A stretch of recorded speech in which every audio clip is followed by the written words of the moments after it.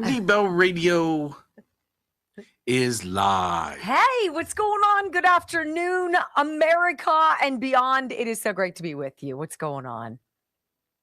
I look like Murphy today. I've decided, they say you start looking like your dog after a while. Well, that's good. He's not a complete cluster when he gets lammied, as you call it. When they groom him and he looks like a little lamb, Yeah. I'm like, oh, Lammy. And he smells good for like 7 minutes. And then he goes outside and rolls around in the dirt. I'm like, that's great. Thanks for that. What's going on, everybody? How are you? I'm not so sure there's a huge story today, save the biggest one of all. And I think this whole thing, Trump is going to bomb this Karg Island tonight if the Iranians don't come to the table and sign the damn paper. Get your white flag, meet us in 20 minutes, bring your favorite Sharpie. Let's go. Like, this is it. He's not fooling around. I really think Trump has, he's had tremendous restraint. Yes. And I think he's given everybody time to behave like children. And now he is saying, we've been siphoning oil out of the strait while Iran's been puffing up its chest, telling everybody it controls it. Oh, you know what? I look at it this way. And liberals are pissed about it. They're all pissed. He's giving the other places in the Middle East time to build to where it doesn't affect everybody's. We're going to give you a lot of this stuff. You guys are going to become completely energy independent, just like we are. We're going to help you if we need to. We'll build the infrastructure because everybody who gets what they need, there's benefit in that. I don't understand this. Everything is adversarial anymore. It's so frustrating. I want to tell you about two of my sponsors. They are both local sponsors. So in Pittsburgh, this might not apply to you, but I do want to quickly give a shout out to Ireland Contracting. And I will say, with all of the contractors in my community right now, it's interesting to see people getting their homes repointed. There's landscaping going on. People are putting on additions. There's quite a bit of roofing and things of that nature. I'm grateful that I have a company that I believe in 100%. I'm not even on the fence. I don't know. I know about Ireland Contracting. If you live in southwestern Pennsylvania and you have a home exterior remodeling project, please do yourself a favor. Go to 1-800-NEW-ROOF. Call them, talk to Diane, or go to IrelandContracting.com. Look at their reviews. See if you're in their area. Give them one of their little boxes that they ask for your information and let them communicate with you. I think you're going to be pleasantly surprised, and by golly, you deserve that. 1-800-NEW-ROOF, IrelandContracting.com. Beyond that, a huge shout out to Kelly Morgan and what she's doing. Putting out her merch sale right now through the 21st of the month. Her clothing is darling, but this is the program, the 90 Ignite. You give her 3 months, 90 days, and she will teach you from the privacy of your own home. You do it online. She'll teach you how to lose weight, how to eat right, how to exercise, and how to reclaim control of your life. 90 Ignite, there is probably a waiting list. Go to moregainsfitness.com, moregains with a Z fitness.com. Check him out. Or if you're in the area in Pennsylvania, Somerset, Cambria counties, why not go in and meet the woman personally? She's wonderful. moregainsfitness.com. Thank you for letting me do that. I have a couple new products to talk to you about today. One of them I've been using on my hair, and I don't know if you guys can tell, it's been particularly fluffy lately. I was just going to say, you must have been using it. It's fluffy. Like, can you tell? You're not just pulling my chain. No, okay. No, it looks fluffier. No. Healthier, it looks like it has more, and I don't even know what the product is. It has more volume to it. Yeah, I'm going to tell you at the bottom of this half hour. I'm going to tell you at 12:30 because it's a new sponsor and they sent me something to try.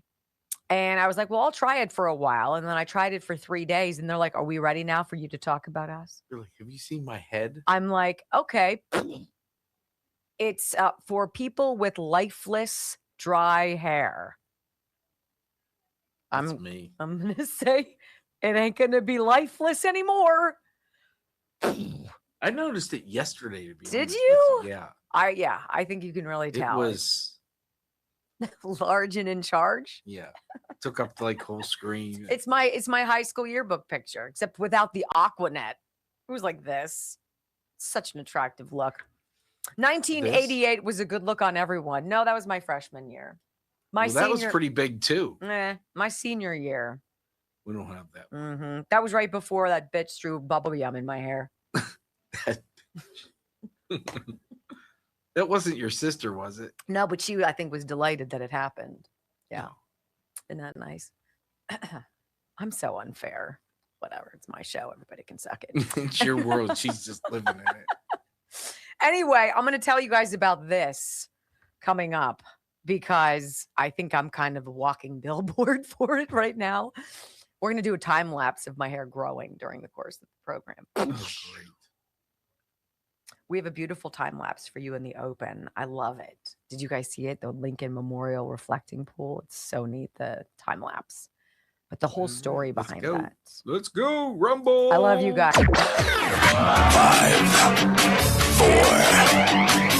3, 2, 1. Welcome to your daily dose of facts to fight off the liberal gaslighting. You can be in the middle of a hurricane. You have sanctuary in the city of Chicago. Or you can be on a calm day. North is still north. You could be in a thunderstorm. I am angry. We are not going back. Not ever. North is still north. People can yell at you. The hell with the Supreme Court. We will defy them. North is still north. It doesn't change fundamental things. And in this business, right is still right, even if you stand by yourself. We don't get fooled again. No. Live across the fruited plain and from sea to shining sea, we're converting the Marxist left 1 hour at a time on the Wendy Bell radio program.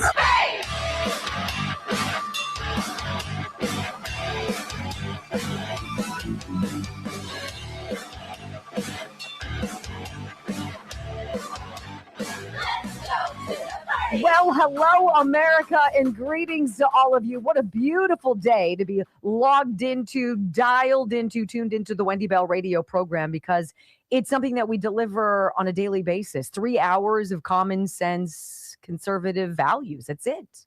It's not complicated. It's not negotiable. You might disagree with a few things that I say if you're a liberal, but by and large, you're going to say, you know what?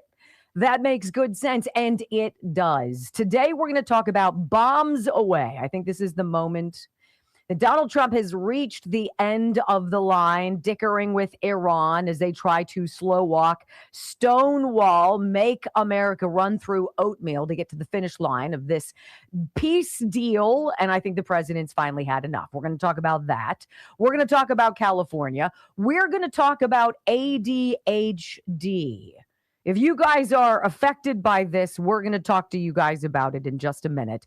Do not go anywhere. WendyBellRadio.com. Join the live video stream and welcome home. I pledge allegiance to the flag of the United States of America and to the republic for which it stands, one nation, under God, indivisible, with liberty and justice for all. Amen. You know, if there is a story that I think, or a theme of this individual president and this second Trump administration, much more so than the first, I think it would be the unraveling of so much ineffective, eyesore suck that we got in prior administrations, the unraveling of that, and the rebuilding of so many wonderful places here in America. Donald Trump doesn't want to just rebuild around the White House and the National Mall for the 250th birthday of this beautiful country. He wants to breathe new life, rebuild from broken systems, everything in this country.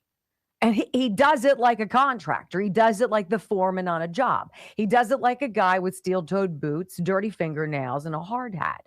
And he's pointing fingers at people saying, you do this and you do that. We're going to blow up our education system. We're going to reconsider it. We're going to reimagine it. And we're going to put something forward from now on that is worthy of our most precious resources, our children. We're going to dismantle this ridiculous Affordable Care Act nonsense, which was basically made as a grift to stick you with the bill and make some people an awful lot of money. We're going to blow that up. We're going to get you the most inexpensive prescriptions and ultimately lower your costs so you can live again and not worry about dying or being sick.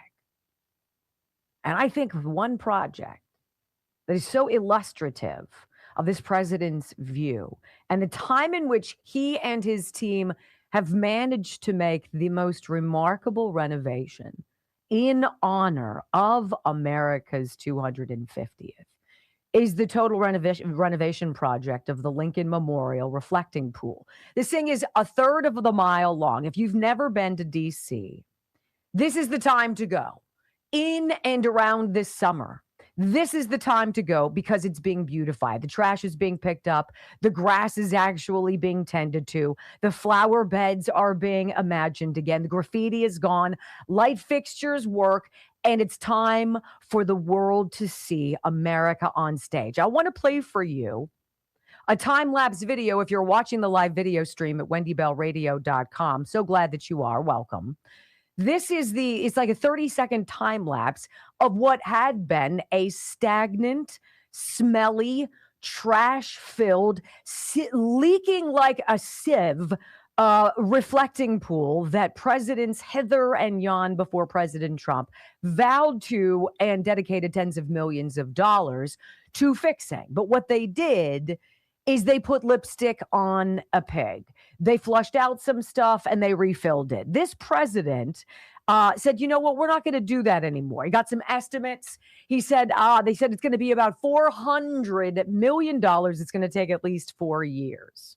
President Trump was like, you're joking, right? And in about 4 weeks and for about $14 million, the reflecting pool that stands in perfect shape, in perfect alignment with the Lincoln Memorial towards the Potomac River is now completely reimagined, repainted, dredged, sandblasted. They took out 11 dumpsters worth of garbage. Can you imagine going to the nation's capital and chucking garbage in the reflecting pool at the Lincoln Memorial? I could never, but a lot of people have. The thing was leaking 500,000 gallons of water a week, ladies and gentlemen. 16 million gallons, 20 million gallons a year. And the president said, we're going to come in under budget and ahead of schedule. And he hired a guy who he's built all sorts of pools with as a contractor. And the builder looked at it and he's like, third of a mile long. Yeah, I think we could do that. Now, nobody on the left came out and said, oh my goodness, what a magnificent job. It is glorious. The bottom surface is no longer that scuzzy gray that allowed everybody to see the algae that grew in there every year. It doesn't smell like it's some rotting flesh anymore, and all of the filth has been pulled out. People were pissed that the contract wasn't shopped around enough. Oh, I'm sorry, a president coming in $390 million under budget and 3 years and 12 or 11 months ahead of schedule, they're all twisted about. Ladies and gentlemen, if you can't get behind something that celebrates the history of this most amazing place, if your partisan blinders are so focused on hating and resisting and stopping Trump that you will believe anything and everything. You will go to bat to do anything you can to scar him, to demean him, to diminish him, or to kill him. I'm sorry, but you must be added to the bucket of people who will not be saved. Sprucing up America, picking up the garbage, taking out the lawnmower, pulling the weeds, tidying up the flower beds, power washing the windows, blasting all of the graffiti, tending to the light fixtures, looking at the environment, and loving where you live and making it beautiful again. To the Democrats is one step too far. I don't know what it's going to take, ladies and gentlemen. But we have been, for far too many years now, most exacerbated by Sleepy Joe's hyperbaric chamber, quote unquote, presidency that wasn't. Our standards sure slipped a lot, didn't they? We gave a lot of people a lot of leeway to do a lot of stuff That is unacceptable. We let a lot of people out of jail who did a lot of things that hurt a lot of people under the guise of, well, it's fair. We don't want to be too hard on people. He probably just had a terrible childhood. He didn't mean to stab that young man in the heart. No more excuses. This is a country that is built on expectation. Our expectation is that everybody has a job to do. You have a lane that you need to be in, whatever your lane is. If it's picking up the garbage, by golly, this country can't survive without you. If it's research, finding cures to diseases, my Lord, are we so excited that you're part of the team. Wherever you fall in the continuum, we have expectations of you. And we're tired of making excuses when you cannot deliver. And if you do things that hurt us, that break the rules, that break the law, that put us in danger, that go against the norms that we, as civilized society living in common sense, we live in these parameters, you are no longer welcome. That's the story. No more excuses, no more watering down the expectations, no more limiting and lowering the bar.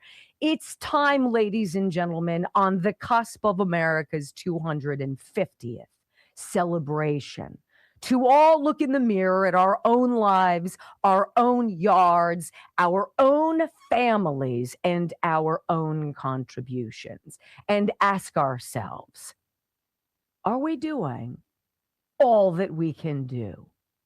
Because if we're not, we must ask ourselves, why? Why? When we come back on the Wendy Bell radio program, bombs away, 49 Tomahawk missiles all over Iran, critical infrastructure, and President Trump draws that red line. Get your butt at the table or we're going to take out Karg Island. And we're doing it tonight. Capiche? Next on the Wendy Bell Radio Network.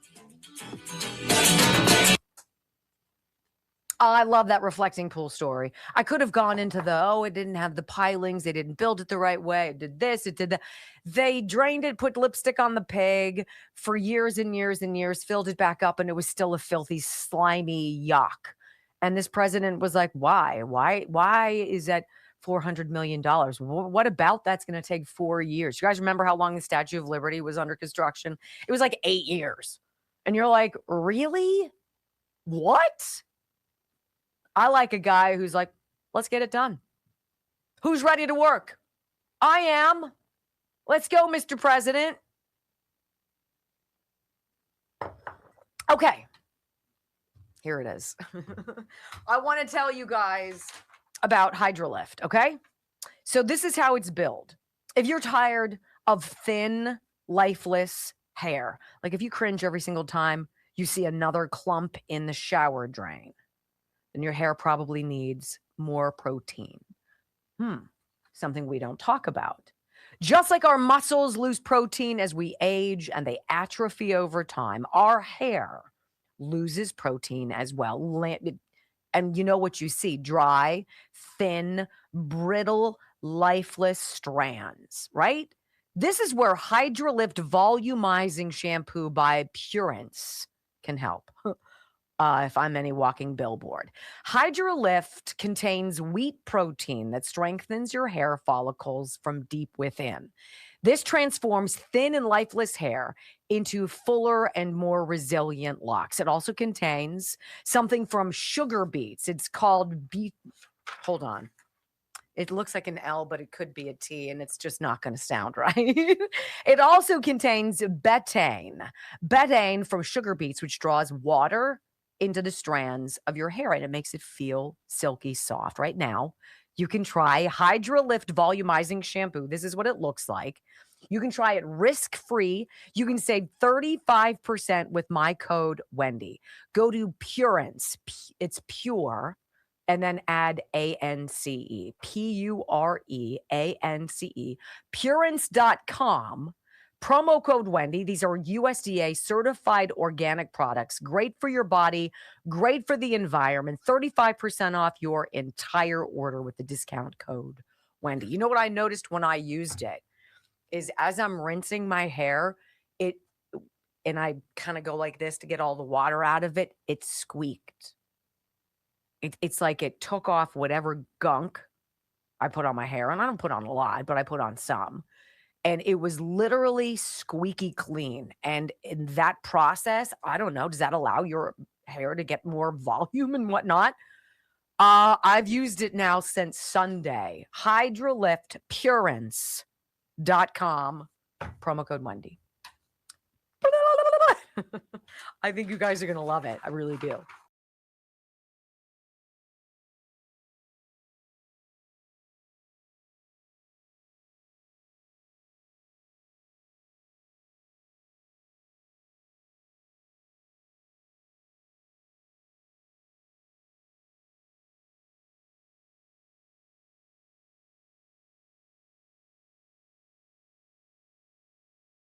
King, or he was a dictator, or he was a hothead, or he was a man known to react reflexively to things, this whole situation in Iran would be a complete debacle. And to anybody on the left who wants to allege that what has gone on thus far since January in that country has been a debacle is lying to you, or is just plumb stupid, maybe a combination of the both. When Iran decided to fire or send a drone to destroy the pilots in the Apache helicopter last weekend that were patrolling the Strait of Hormuz, nearly took down the helicopter and killed those pilots, President Trump had his final button pushed. I want you to hear Trey Yingst, who is Fox's international guy. I think he's fantastic. And he literally was on the phone in the Situation Room on speakerphone. Can you imagine? Hold for the president. And you're like, what? And his speaker, right? He's listening. JD Vance is there. And Pete Hegseth is there. And Jared Kushner and Witkoff and the president.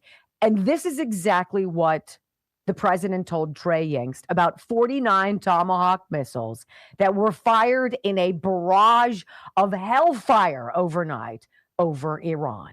I just spoke with President Trump, who is currently in the Situation Room with Vice President J.D. Vance, along with Special Envoys Kushner and Witkoff. The president giving new insight into what is taking place as we speak. There is an ongoing bombing campaign against the Iranian regime. The president tells Fox News that 49 Tomahawk missiles were used to hit targets inside of Iran, some of them as close as 40 miles from the Iranian capital of Tehran. The president said that U.S. fighter jets are also operating over the skies of Iran, taking out radar systems and air defense systems in the southwestern part of the country, close to the Persian Gulf. This is all taking place as the Iranians are trying to get the United States to stop the bombing campaign. President Trump told me that Iran called him tonight.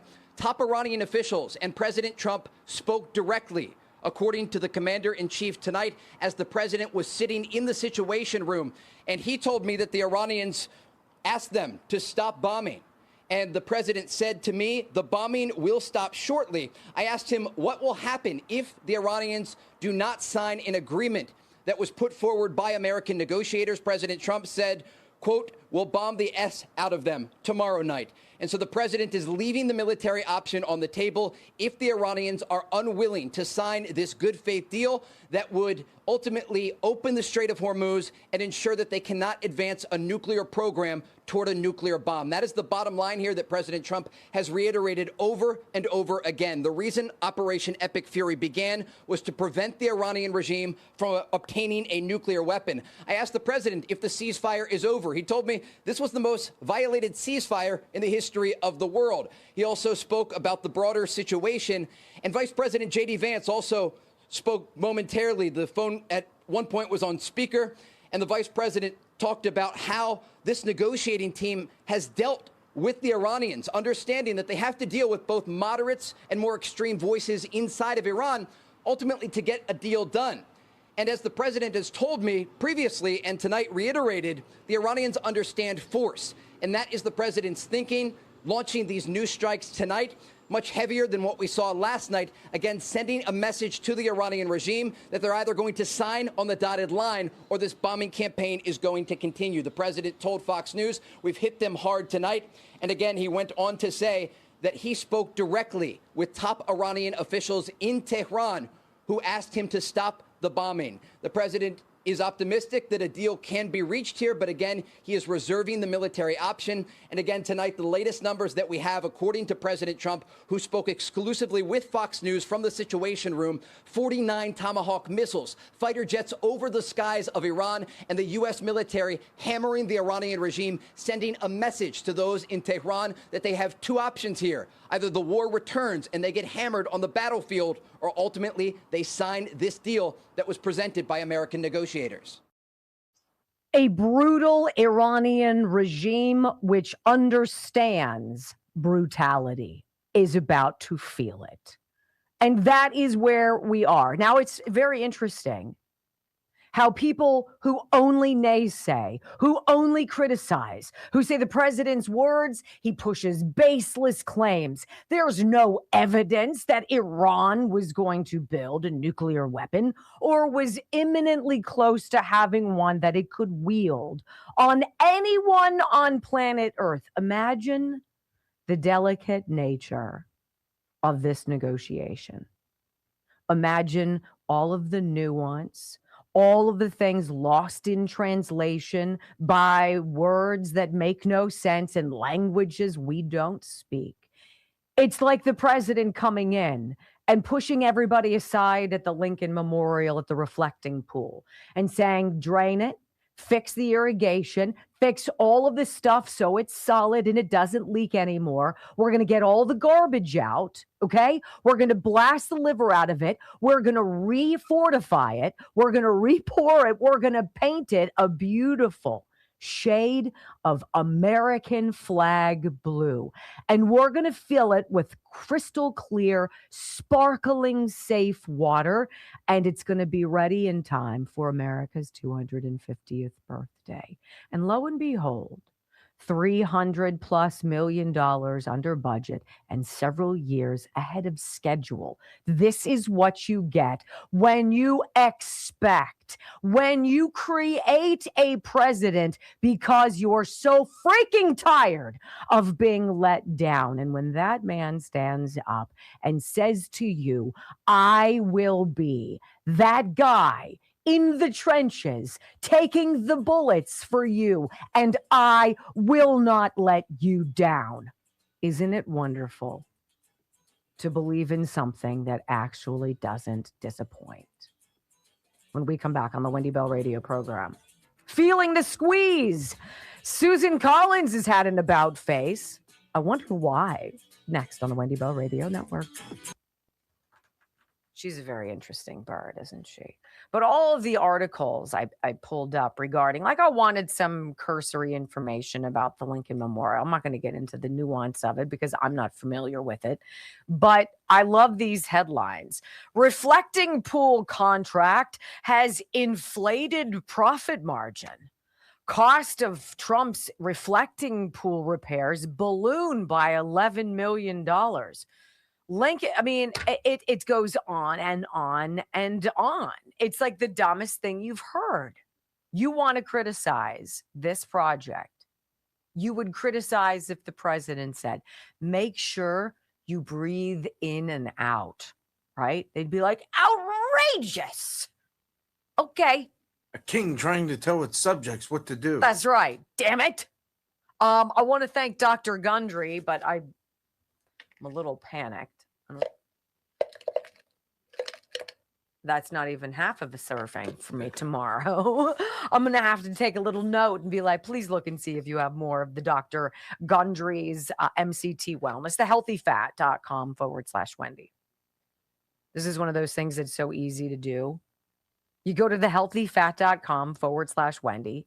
You buy one of these jars. I personally like the blueberry, but there's watermelon lemonade. There's the blueberry lemonade. And then there's this kind of like raspberry medley. They're all delicious. You're already drinking water. So you take a scoop, put it in your water, shake it up. You're going to be like, wow, it's tasty. You're going to look forward to it. It's a little sweet, a little tangy. And then for the next several hours, you don't have to eat. It's a dietary supplement that works to 100% curb your cravings and your hunger so that your body and your gut can communicate and clear out before you eat yourself to death, right? This is Dr. Gundry's thehealthyfat.com/Wendy. He lost 70 pounds. So if you have significant weight to lose, this is probably your baby. Now, you know that and there's a 20% off discount to that, which is fantastic. I'm on the 3-month or I get all 3 bottles, I think. So I better have one at home. Now, I also add the collagen peptides.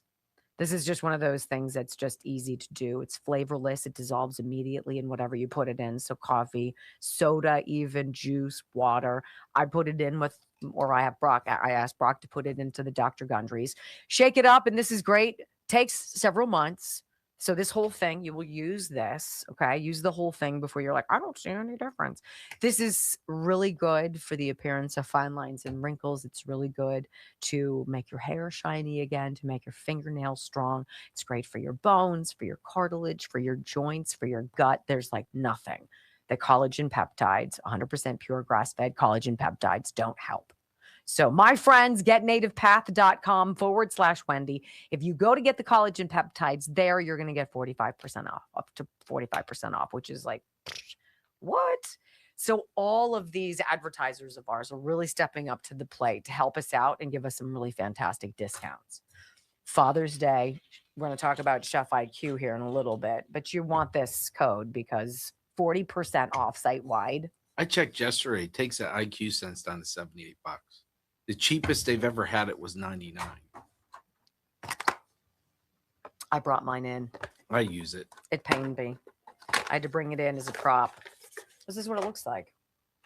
This is the Chef IQ Sense, right? They come in 1 prong, 2 prong, 3 prong, 4 prong. Literally, in your meat, you pair this to your phone, and it walks you through everything. I'm going to tell you, this is the ultimate gift for dad. Okay. I've never seen anything there 40% off, and Chef IQ made everything 40% off. I'm like, what? So it's the IQ Sense. And I'm telling you, this is a dummies meat thermometer on steroids. It tells you on your phone when you need to do stuff. So you're not a slave to the grill. Dad will go nuts. And if your husband or your whatever, if they have everything except this, why wouldn't you get it? ChefIQ.com, promo code Wendy. So 40% off is crazy. So the libtards are upset about the reflecting tool. But 177 Democrats just voted against condemning fraud against U.S. government. $14 million. Keep stealing from us.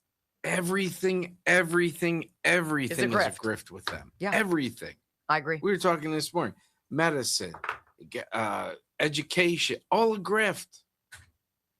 The helping people. Everything that helps anything them, anybody helps wants them to help first. you with. No, thank you. Right? By the way, that Chef IQ. I did something the other day when I was cooking. I'm paranoid about chicken. Take it out. You want to make sure it's not. So then I went and put the regular meat thermometer we have. I took it out of the drawer, put it in. It was perfect. It was the same, like.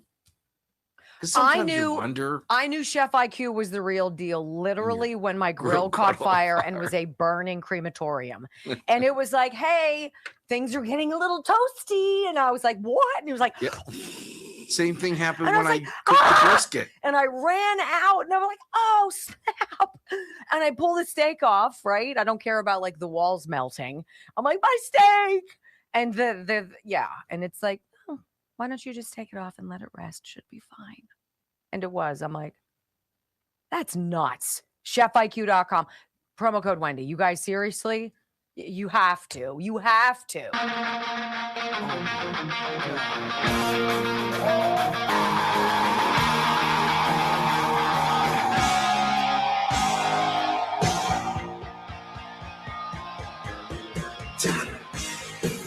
Welcome back to the Wendy Bell radio program. I was so excited to see that Lindsey Graham had won his primary.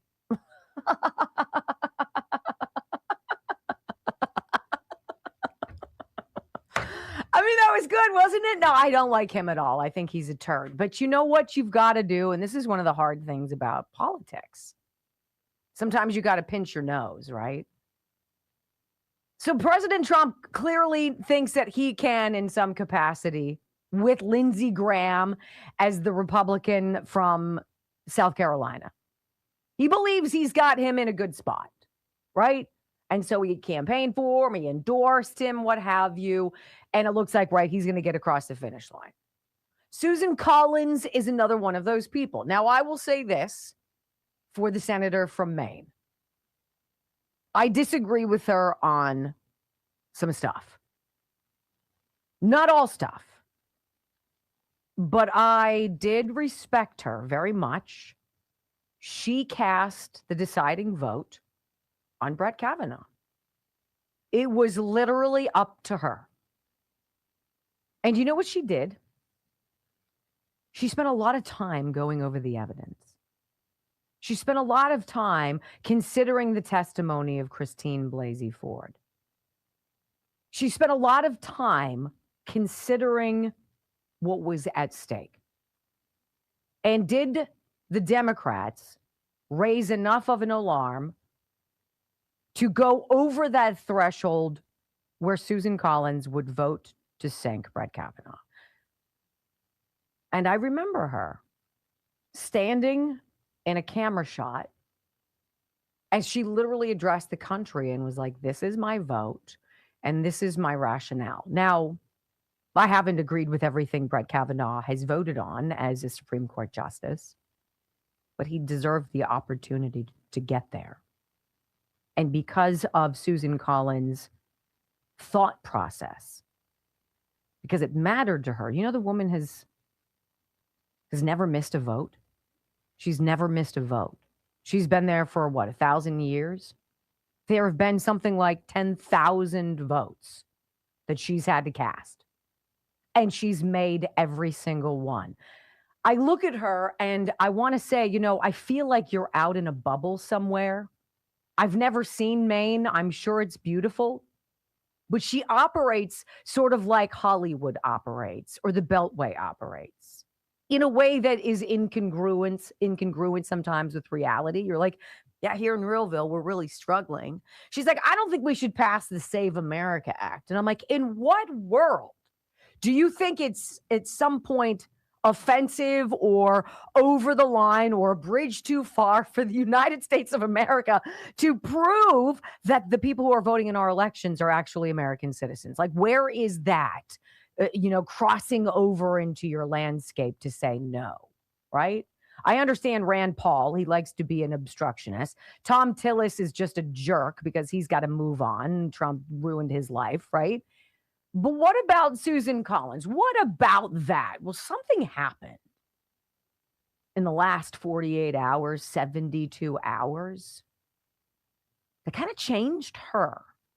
And his name is Graham Plattner, right? This weird guy who represents everything that up until right now, the Democrats have campaigned against. They're all about Me Too, right?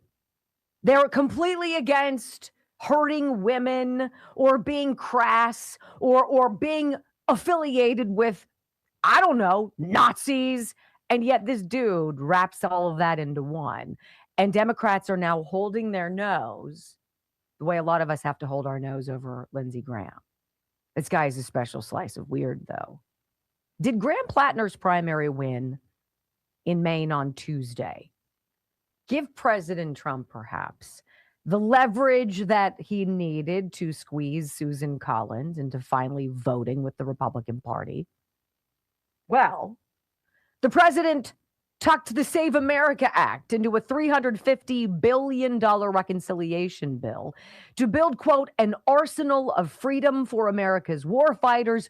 Oh, and to make sure illegals aren't voting in our elections. Like, he's always thinking outside of the box, thinking of ways to get something across the finish line. Instead of saying, it's too hard, we can't do it, he says, why can't we get it done? What needs to happen? Well, it's curious because all of a sudden now, Susan Collins is a thumbs up on the Save America Act, which I find very intriguing. That gives us that 50-50 with J.D. Vance, the 51, but you got to get 60 votes with the filibuster in the Senate. So we're all now watching. Trump says, well, about that, what we're going to do is we're just going to tuck this in somewhere else. It's going to be legally challenged, but we'll see what ends up happening. Trump put this out. He says, no other president has ever been more committed to both rebuilding our great military and saving our great country. And now is the time to make it happen for generations to come. This is a truth he put out recently. I am hereby calling on Republicans in Congress to immediately advance and pass the forthcoming $350 billion reconciliation bill, which, at the request of our great Department of War, will include the Save America Act as well. No games, no delays, and no weak compromises. Do this ASAP. This is a generational investment in our military, even bigger than Ronald Reagan's. This is the only path to the full $1.5 trillion military budget our warriors need in order to build the arsenal of freedom. We will defend the homeland with the Golden Dome, launch the unstoppable Golden Fleet, dominate the skies with the F-47 and the B-21, supercharge our ammunition stockpiles, and achieve total Space Force and drone dominance. Why do you think he puts this out? Iran's paying attention. So's Israel. So's Cuba. So's Venezuela. So's the entire Middle East. So's everybody. And Trump is telling everyone, oh, yeah, we're going to be big and bad and worse than we've been to you, like bigger in terms of a threat. So you probably would like to deal with us in peace instead of pushing our buttons. The Save America Act will involve all voters showing photo ID, all voters showing proof of citizenship, no mail-in ballots except for illness, disability, military, or travel, no men and women's sports, and no transgender mutilation surgery for our children. Common sense, yes? Well, the president was asked yesterday about his endorsement of Susan Collins, who voted for his impeachment, by the way, years ago. The president had something very interesting to say about the senator from Maine. In Maine, are you all in supporting Susan Collins? Does she have your full support and endorsement in her Senate She does, because she's a sane woman. She's not my best friend at all. These guys are. I get along well, but I have some. But she's a sane person. And she's a person that never missed a vote in many years. I mean, she's like had 10,000 votes. She had 10,000 votes. She never missed a vote. Unfortunately, because sometimes she voted against me. You know, look, she's a sane woman, and she's a respected person. Maybe a little different ideology than me, but this guy is a thug. He's a fake thug. He's a phony. I made a lot of money picking out phonies. He's a real phony. He's a bad person.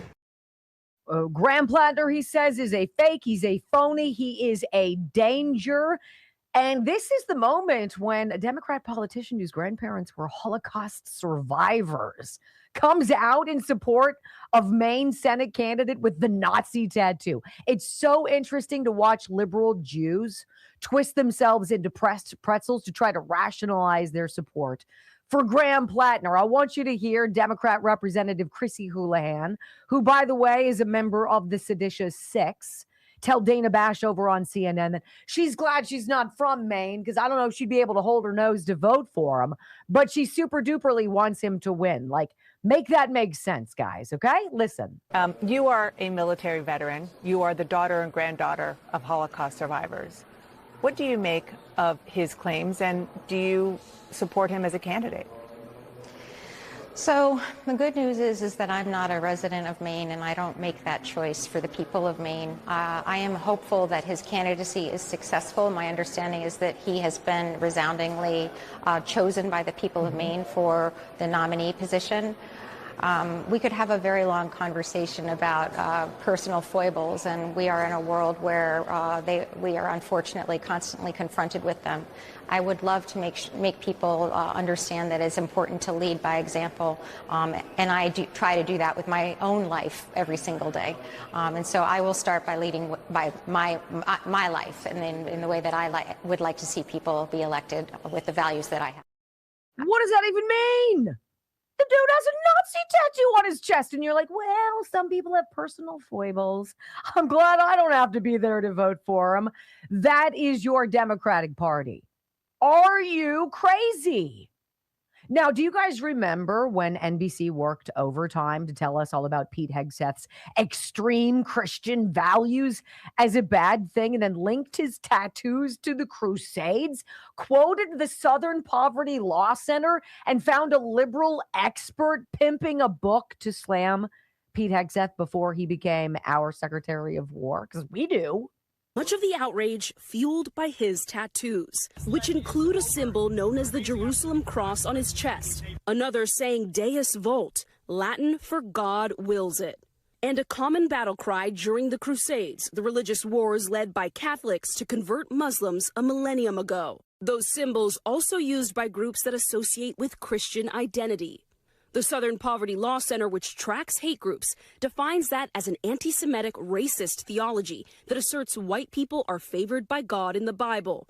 That includes Christian nationalist and pro-Confederate groups, among those in full force during the January 6th Capitol attack. We spoke about those symbols with Matthew Taylor, a scholar on this topic and recent author of The Violent Take It by Force, the Christian movement that is threatening our democracy. In both of these symbols, there's an invocation or at least a reference to the Crusades. Now, the Jerusalem cross, that gets used all over the place. The Deus Vult tattoo tends to signal more far-right extremism. I do not know of any mainstream Christian groups or leaders who have embraced that in the modern world. So what do you guys think about the dude with the Nazi tattoo? How's that? You guys good with that? Because I don't hear you talking about it. I don't hear you upset at all about that. But if Pete Hegseth has it, well, he's an extreme Christian national. This is interesting. Breaking from polls max, whatever that is, Republican Susan Collins is projected to retain Maine's U.S. Senate seat by the skin of her chinny chin chin. I don't know. Plattner, obviously, securing his party's nomination with a history of misogyny, sexual violence, Nazi tattoo is going to lead to a disaster for the Democrat. Susan Collins projected at this early part of the game by 1%. Maybe that's why she's changing her tune and playing ball with the president. You think? When we go back on the Wendy Bell radio program, did you hear what the Postal Service is doing? Oh, yeah, if you're a state that refuses to provide voter roll information to the federal government, no mail-in ballots for you. Next. Okay, now, I only experienced this when I was monstrously pregnant. I will say that. But I see it on my dad. I see it on people on the street. You know, when your legs swell, specifically when you have socks on and you roll down your socks and you could see it, you can see the mark in your skin. I'm like, what is that? Why does that happen? Does it just happen with older age? You hold water? What is it? Well, it has something to do with your lymph system. Okay, so I want to read this to you. It's called lymph system support. And I think you might find this very appealing and interesting if you're one of those people whose socks leave those deep marks around your ankles, if your legs look puffier than they used to. A lot of people just kind of think, well, it's part of getting older. I guess this is what I have to accept. But it actually could be your lymphatic system. And that is why this was created. Your lymph system is like your body's internal drainage network. It can move excess fluid out. It can move out fats and waste out of your tissues. And when it slows down, fluid can build up, especially in your legs and your ankles and your feet. If this sounds familiar to you, this is where lymph system support from Pure Health Research comes in. Now, I have a friend who they gave me the shampoo sponsor and this one. She knows that I don't want to deal with garbage sponsors. There's no amount of money that any company is going to pay me that's going to convince me to talk about them if they're shady or seedy or otherwise. And you've watched as we've canceled contracts or deals with sponsors we love because of the way they have customer service. I trust my friend, and I trust this. She says the powerful formula contains 8 science-backed ingredients, including bromelain from pineapple, dandelion extract, burdock root, and rutin. It's designed to support healthy lymphatic flow and help reduce uncomfortable fluid retention. Most people notice their legs feel lighter, less swollen, and even look more toned and slender. Right now, you can try lymph system support completely risk-free with their 365-day money-back guarantee. Plus, you're going to get a free bottle of curcumin extract while supplies last. PureHealthResearch.com. PureHealthResearch.com. Use my name, Wendy, as your discount code to get 35% off today. PureHealthResearch.com, promo code Wendy. Support your natural body's natural drainage system. And I know this is going to apply to a lot of you out there. I've had it when I was definitely, yeah, I've had it. I've had it when I'm on my feet too much. It feels like your body just isn't with the system. I like this. This is what it looks like. All right. Dietary supplement,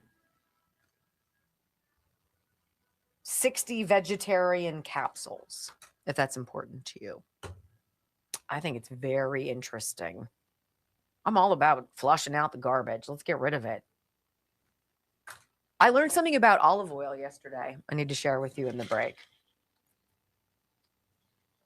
which is pretty interesting.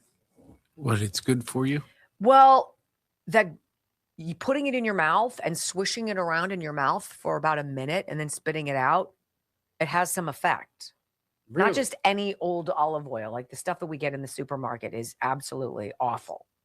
Awful in terms of preservatives and other jazz. But it like pulls out toxins and things from your body. I was like, what? That doesn't surprise me. It doesn't? No. Yeah.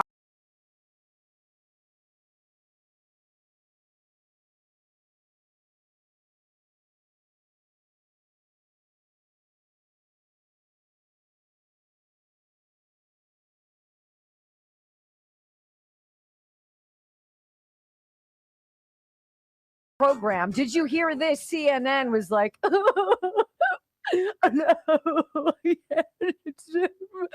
as they're writing this article. And I was like, hell yeah.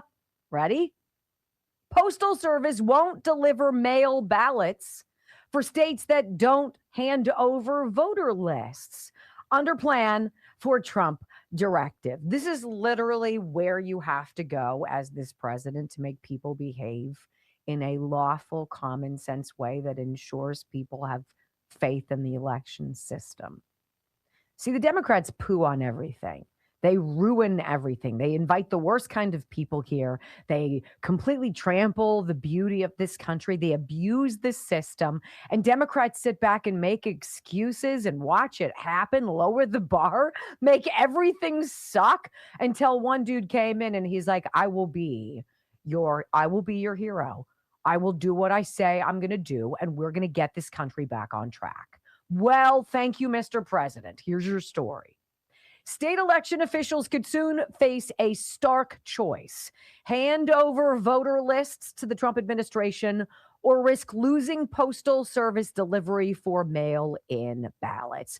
What's the one reason why people wouldn't want to give up their voter rolls?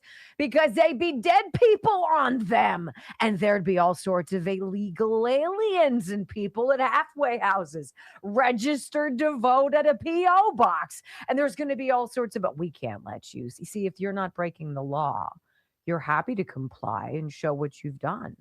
But if you're a dirtbag, you'll come up with every reason, create any kind of victim you need so as to justify you operating in the shadows, as though we don't know this. Now, this dilemma stems from newly proposed USPS rules that seek to comply with an executive order President Donald Trump signed this spring to crack down on mail-in voting. If courts let the order stand, it would give the federal government an unprecedented role in elections and could put even more voter data in the hands of Trump officials searching for supposed election fraud. Of course, CNN is a left-wing nightmare, and they want you to believe it's Donald Trump, in fact, who wants to fiddle with the elections. The guy they spied on, the guy they wiretapped, the guy they created fake information about, the fake dossier, the guy they said was a Russian plant, the guy they said was colluding with Putin, right? And impeached him for it. That guy, the guy that they've dusted people out of the woodwork, as weird as E. Jean Carroll, to try to make us believe that Donald Trump just couldn't keep his hands off of her and had to have her in a dressing room. And you're supposed to be like, yeah, that it totally makes sense. That guy wants to steal an election. The guy who had his re-election stolen from him and who came back to win in an electoral college and popular vote landslide. That guy wants to keep cheating in elections. Got it. The proposed rules lay out new conditions that states would have to meet to send ballots through the mail, including giving the agency lists of all voters set to receive mail ballots. I wonder what my boyfriend Dean Logan's doing in LA County right now. You know, that clerk of the elections there, the guy who's been accused multiple times of having a 114% voter registration rate. Like, I don't know about you, but that's pretty impressive. Or it's just fraud. You know, if you don't want to play by the rules that only American citizens vote in American elections, and you don't want to provide your voter rolls, then we're not going to provide you all of the ballots that you need. And then people will be forced to vote in person. And man, if they try to vote in person and you've got ICE agents anywhere near those voting precincts, that chilling effect on anybody who doesn't want to look a little out of place and draw the attention of an ICE agent and end up getting deported because they shouldn't be here, let alone shouldn't be voting, right? Well, I think it's coming. CNN can't handle it. So far, 23 Democrat-led states and the District of Columbia are suing. Why would you sue? That's a threat to democracy. Black people can't get IDs. They don't know how. It's discriminatory. Really? Aren't you so tired of that? Sort of like we were tired of the Lincoln Memorial Reflecting Pool losing 500,000 gallons of water a week and having people in Washington, D.C. being like, well, it's just too hard to fix it. I just don't know if we can get it done until the next millennium. Right? When we come back on the Wendy Bell radio program, hour number 2, let's go there. Let's go back in time to June of 2008 and perhaps the most significant speech Barack Obama gave. How's it aged? Let's go. Next. Brock watched me. I was obsessing over this stupid speech today. It had so much potential, gives you so much hope. And then you realize what happened afterwards, and you're like, oh, well, we can't believe anything these people say, right? You blame me? Did you blame me for that? No, I said you watched me toil over it this morning. And I'm like, I don't know why I'm obsessing over this. And then you elucidated very clearly. You're like, because it basically ties in with everything else that you're talking about today. And I was like, oh, thank God you see it too. Okay. The Democrat Party. The bait and switch party. The low expectations, the soft bigotry of low expectations. That's like the only reasonable thing George Bush ever said. Somebody else wrote it for him, no doubt. I saw him. He's not looking that good. Just going to say. All right, so Chef IQ. This is it. This is what it looks like. I'm going to open this up. I'm going to see exactly how they want me to say this to you guys because I don't want to tick off one of my favorite sponsors. There aren't that many people or sponsors that I want all the time, but I would sing this company's praises every single day of the week. Yeah, we talked about them for a week and they weren't even I on. know, right? I'm like, oh my gosh, we're using it tonight. ChefIQ.com. Chef ID, this is Father's Day right around the bend. And you're like, oh my gosh, what am I going to get the guy who has everything? Socks, a tie, a bathrobe, a cigar. What are we going to do? Kids, what are we doing for dad? Right? This is what you're doing for dad. You're going to go to chefiq.com and you're going to plug in my name and you're going to see this device. And it is the IQ Sense. And this is what you take out. And you take out the little first prong. This all pairs with your phone. See, it's going to, right? And then you open up your app. I can even show you that I'm a dullard when it comes to this stuff, but I'm a freaking rock star with Chef IQ. They make it so easy. My hard part is finding the app on my phone. Now that I've squawked When about Kate it. puts something in the oven, my app goes off. Oh, is that right? Yeah. All right, where is it? Chef IQ. All right. So it's going to open up. And then it says disconnected. Now I'm here. Hub disconnected. Got it. How to fix. It shows you if you're not connected. It's like, all right, hit this button, touch this button. Okay, now you're connected. What are you making? Making strip steaks. How big are they? How do you like them? Where are you cooking them? Are they frozen? Walks you through everything. I didn't know it asked you that. Yeah, the oven does. What kind of chicken wings? The Chef Are they IQ frozen? oven does. Yeah. I'm telling you, their stuff is amazing. Oops, I better turn it off before. It is the easiest thing in the world. And, especially if your dad is getting a little bit older, right?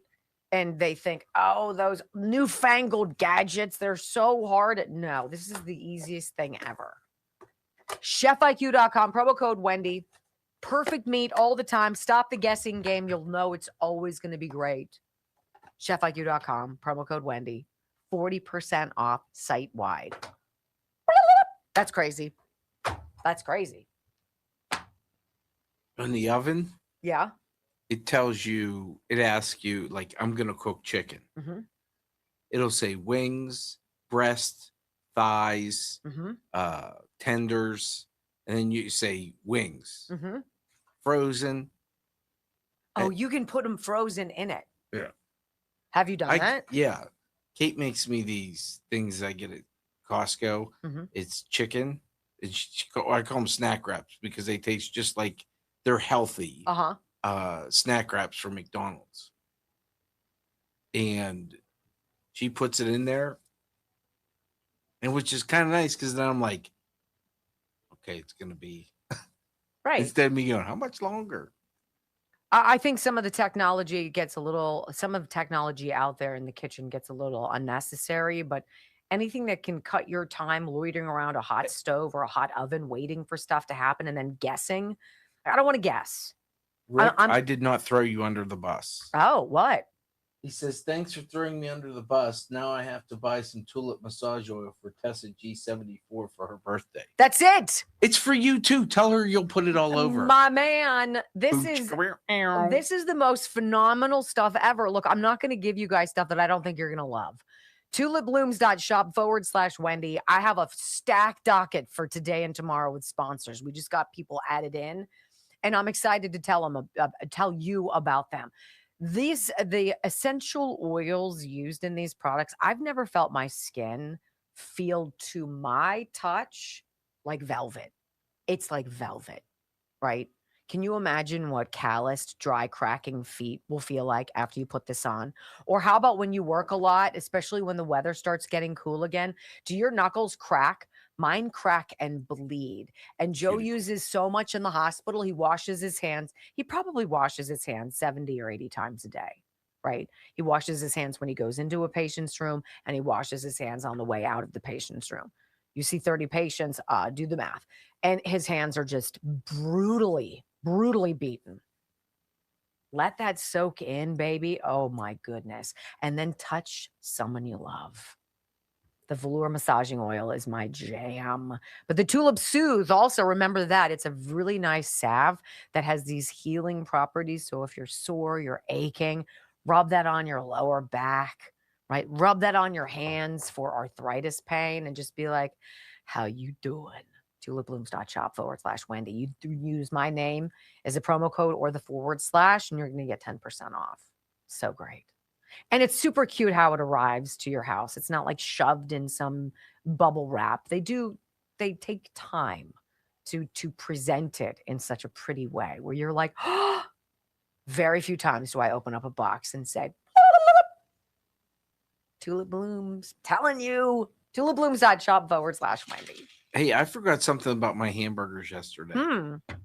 What's that stuff you get me? Andrea's? Andrea's. Mm-hmm. What? Do you need some? I can bring you some. I have 8 of them. Yeah, I need one. You do? Okay. Yeah, I did a story on them. They're from O'Fallon, Illinois, when I lived in St. Louis. They're so great. What's that? Is that a new open alert? Yeah. 5, 4, 3, 2, 1. Wendy Bell, America's anchor mom, fighting for America 1 hour at a time. Welcome to the family. Tonight on Masterpiece Theater, a reading of Edgar Allan Poe's classic, The Raven. Once upon a midnight dreary, while I pondered weak and weary over many a quaint and curious volume of forgotten lore, I nodded, nearly napping. Suddenly there came a tapping. But they're tapping, and I said, all right, let's give them a couple of more days. They're tapping. As if someone gently rapping. They're choosing to tap. Rapping at my chamber door. If they want to tap, then the president will turn to the War Department. If we need to negotiate with bombs, tapping. They're going to have tap bombs dropping on key facilities in Iran from the United States of America. Tapping at my chamber door. Tap. Only this. And nothing more. 3 hours of bold truth and excellence. You've just signed up for the WBR Army. Strap in. This is the Wendy Bell radio program.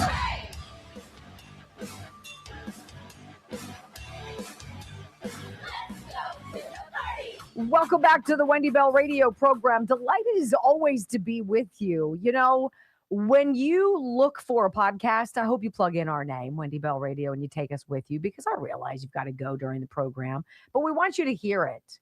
I think it makes sense. And I think it's nice to hear it from a mom, right? You know, one of the things I teach my children, I want them as much as possible, certainly to consider consequences of what they do or what they don't do, because I don't want them to have regret. Isn't that a terrible thing? Regret. That I should have, I could have, but I did not. And now I'm paying the price for it. Whether it's not getting the gumption to speak to a young woman who seems interesting, don't be afraid. Because if you look back and wonder, is that the one who got away? Oh my gosh, you're going to regret it. I told them in high school, starting high school, every single day, you need to give it your best. Because there's going to be a time where your record is going to decide where you go to college. And you don't want to look back on that and say, gosh, I regret it. I think a lot of people had high hopes for Barack Obama. Not because necessarily he was black, but because we believed that there was an opportunity to bridge a gap that had been exploited politically by people for years. Could we look through a colorblind prism, through a lens that doesn't see race or difference or distinction, and just maybe all come together for once and for all as these United States of America? And we hoped, a lot of people did when they voted for that man, that that's what he was going to deliver. And a lot of people believed that that was going to be the case, that he was going to lead by example, raise the bar, encourage people, minorities, that you have a seat at the table. Come to it. Let's work together. But that's not what we got. So disappointing. So much regret out of that. But one of the things that pushed, I think, Barack Obama over the finish line was a Father's Day address. He gave it at a church in Chicago, Illinois. And there were some things that he said that strike a nerve with me today as we get ready next weekend to celebrate dads across the world. He said, you know what? We as fathers must have higher expectations, not just for our children or of our children, but for ourselves. And I want to play a few clips of this for you because I think it's time for us to determine how well this is aged. This was June 2008, 18 years ago. Listen. I don't know if you guys remember Chris Rock had a routine. He said, too many of our men, they're proud, they brag about doing the things they're supposed to do. They say, well, I'm not in jail. Well, you're not supposed to be in jail. Don't brag about that.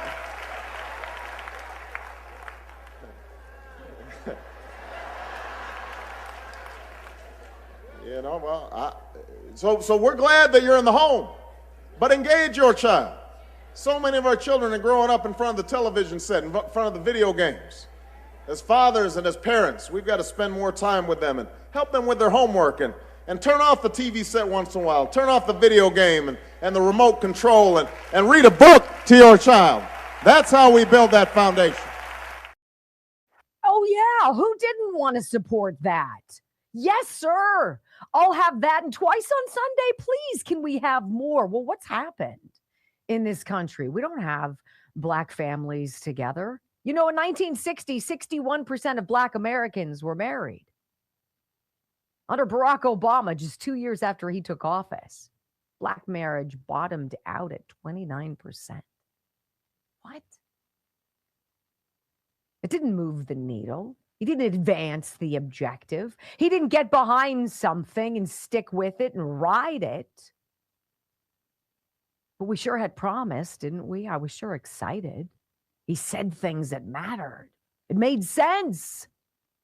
Then he said, you know what? Let's stop celebrating things that we expect our children, milestones we expect them to achieve. Don't we think it's time to raise the bar? Ought we not be reaching for a higher rung on that level or on that ladder rather than just celebrating mediocrity? Listen, it's very good. Just this past week, I stopped by an 8th grade graduation for a young woman's charter school, wonderful school. And there was all the pomp and all the circumstance, and parents were all bringing flowers. And I thought to myself, well, this is nice that we're celebrating, but you know what? This is just the 8th grade. You know, when I see sometimes these 8th grade graduations, I want to remind people, now hold on a second. Hey, this is just 8th grade. So let's not go over the top. Let's not have a huge party. Let's just give them a handshake and tell them, okay, now you're going to 9th grade and then 10th grade. Then you're going to graduate. Then you're going to college. Maybe you'll get a PhD. Maybe you'll get a law degree. Maybe you'll get a medical degree. It's just 8th grade. Don't get carried away with that 8th grade graduation. You're supposed to graduate from the 8th grade.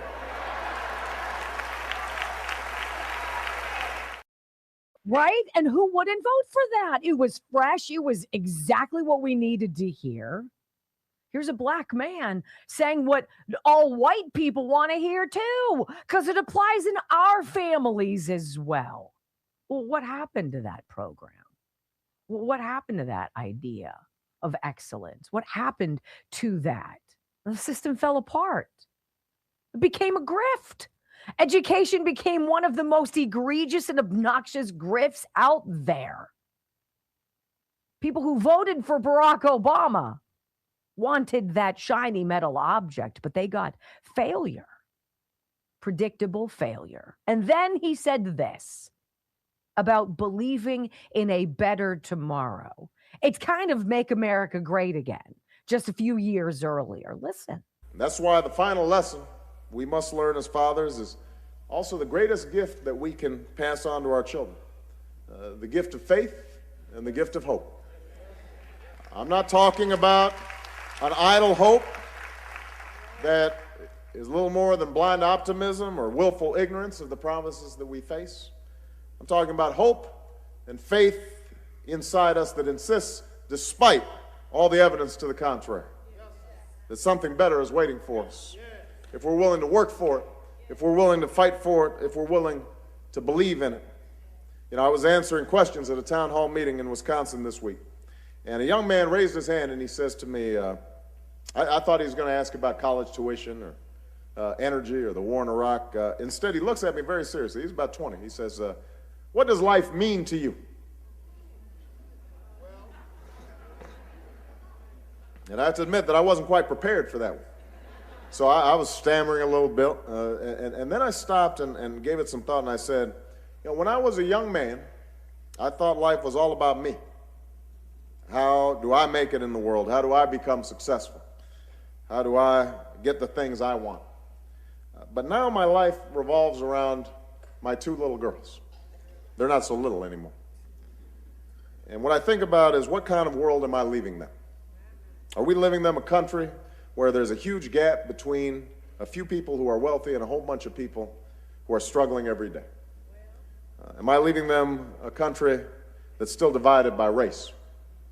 A country where, because they're girls, they don't have as much opportunity as boys do? Am I leaving them a country where we're hated around the world because we don't cooperate with other nations? Or are we leaving them a country that's in grave danger because of what's happening to the planet? And what I've realized is that life doesn't count for much unless you're willing to do your small part to leave our children, all of our children, a better world. Now, who wouldn't vote for that? Absolutely. Can I have an amen? And then we look at that climate debacle that is now an admitted farce, right? And we look at the introduction of men and women's sports and the mutilation of children under the guise of compassionate medicine. And we look at the complete chasm in education and how children have fallen through the cracks, and we've covered it up. Carmelo Anthony, he's a good boy. He's got a 3.7. Really? He stabbed a kid in the heart with a knife and killed him. We've got homeless. We've got a homelessness industrial complex. We've got compassionate tent cities in Skid Row situations where it's permissible to be a drug-addled homeless person. We'll just make sure you can shoot up with fresh needles, because that's what care is all about. What did we get after 8 years of Barack Obama, besides a whole lot of hope for change that ended up being a debacle and a drawdown of the best place on planet Earth? It didn't age well. How many of you now regret that decision to give that man a shot? When we come back on the Wendy Bell radio program, my friends. All right, it's time. Speaking of grifts, why are we still funding the Taliban like $40 million a week? Do you guys have better use for that? I do. Let's talk about it next on the Wendy Bell Radio Network. Make excuses for everything. Stay calm, stay home, stay high. Don't go out and work. Just take these COVID funds, right? Don't go out and dream. Don't improve yourself. Just sit in this 15-minute city. We'll give you your own little box. We'll control the temperature and your electric car, too, if you're lucky enough to have one. Hope. Yeah. I told you what I thought about that this morning. What did it do for our medical system? Obamacare. I can tell you, married to a doctor, it's a shit show. The paperwork, the nonsense, the red tape, the restrictions. You can keep your doctor. You couldn't do jack. It was the biggest bait and switch the whole thing has been. Hope you don't pay attention so we can change the world. and make doesn't you pay benefit for you, it. Yeah, make you pay for it. GLP-1 Gold by Juvenon. This is the perfect alternative to so much that is expensive about the GLP-1 shots. You know, when Juvenon told me this was their number one weight loss product and that it was for not casual people who needed to lose 5 or 10 pounds. This is for a commitment. This is, I need help and I've got 40, 60, 80, or 100 pounds to lose and I'm plateauing. I'm trying to do my darndest, but the number on the scale isn't moving and I'm about to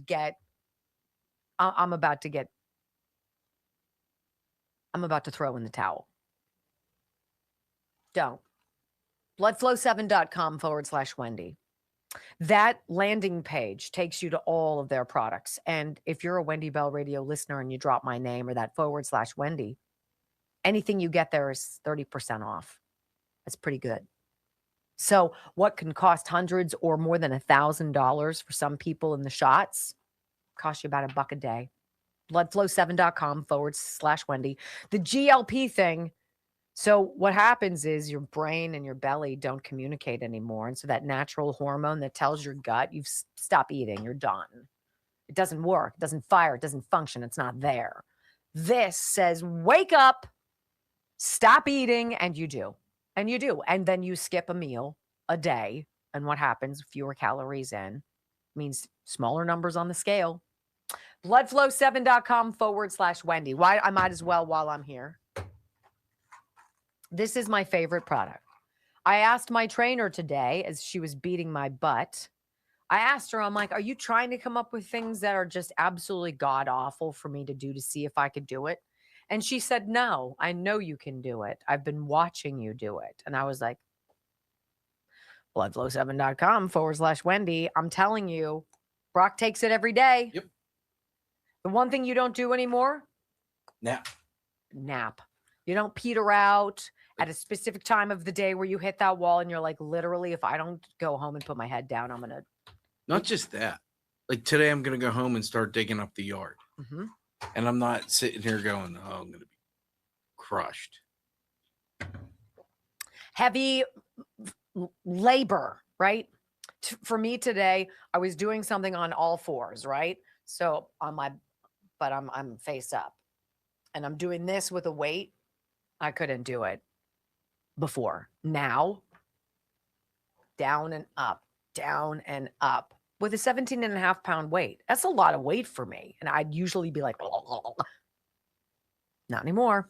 Bloodflow7.com/Wendy. That's what it's called. Bloodflow7. Oh my gosh. It's my number one favorite thing. Just going to tell you. That's it.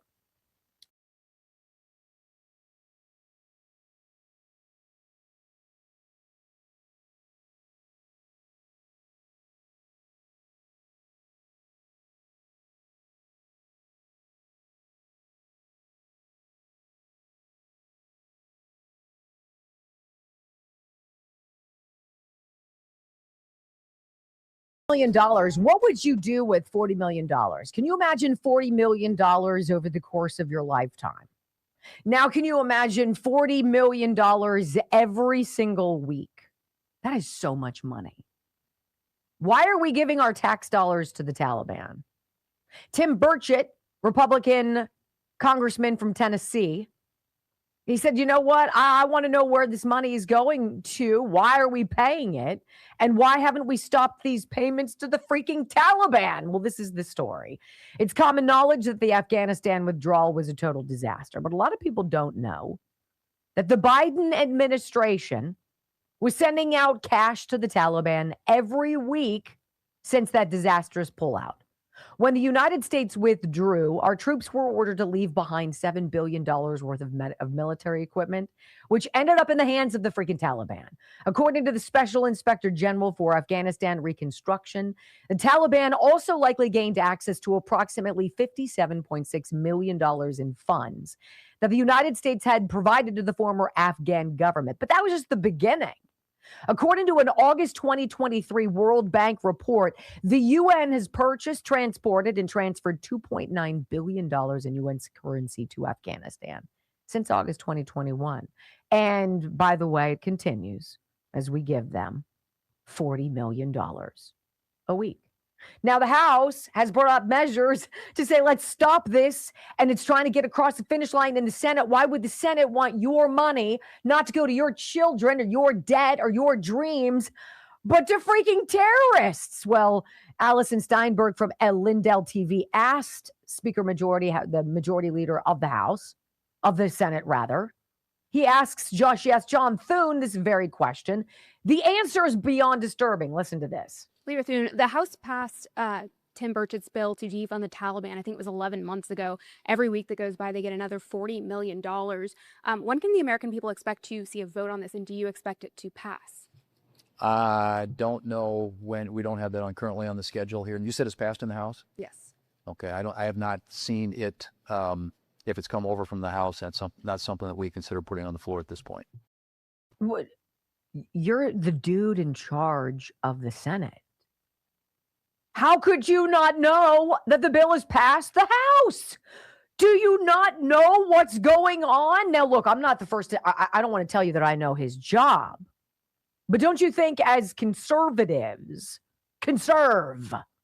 we wouldn't be all for giving the Taliban $160 million a month? Are you kidding me? So then Allison Steinberg from Lindell TV catches up later with Tim Burchett outside the Capitol. And she's like, yeah, I just asked Speaker Thune about your bill, which the House has passed, which is waiting to get across the finish line where nothing is happening at all kind of pace. Think about the Save America Act. And I want you to hear what Tim Burchett had to say about that. He says he knows nothing about it and there's no plan to vote on it. What are your thoughts on that?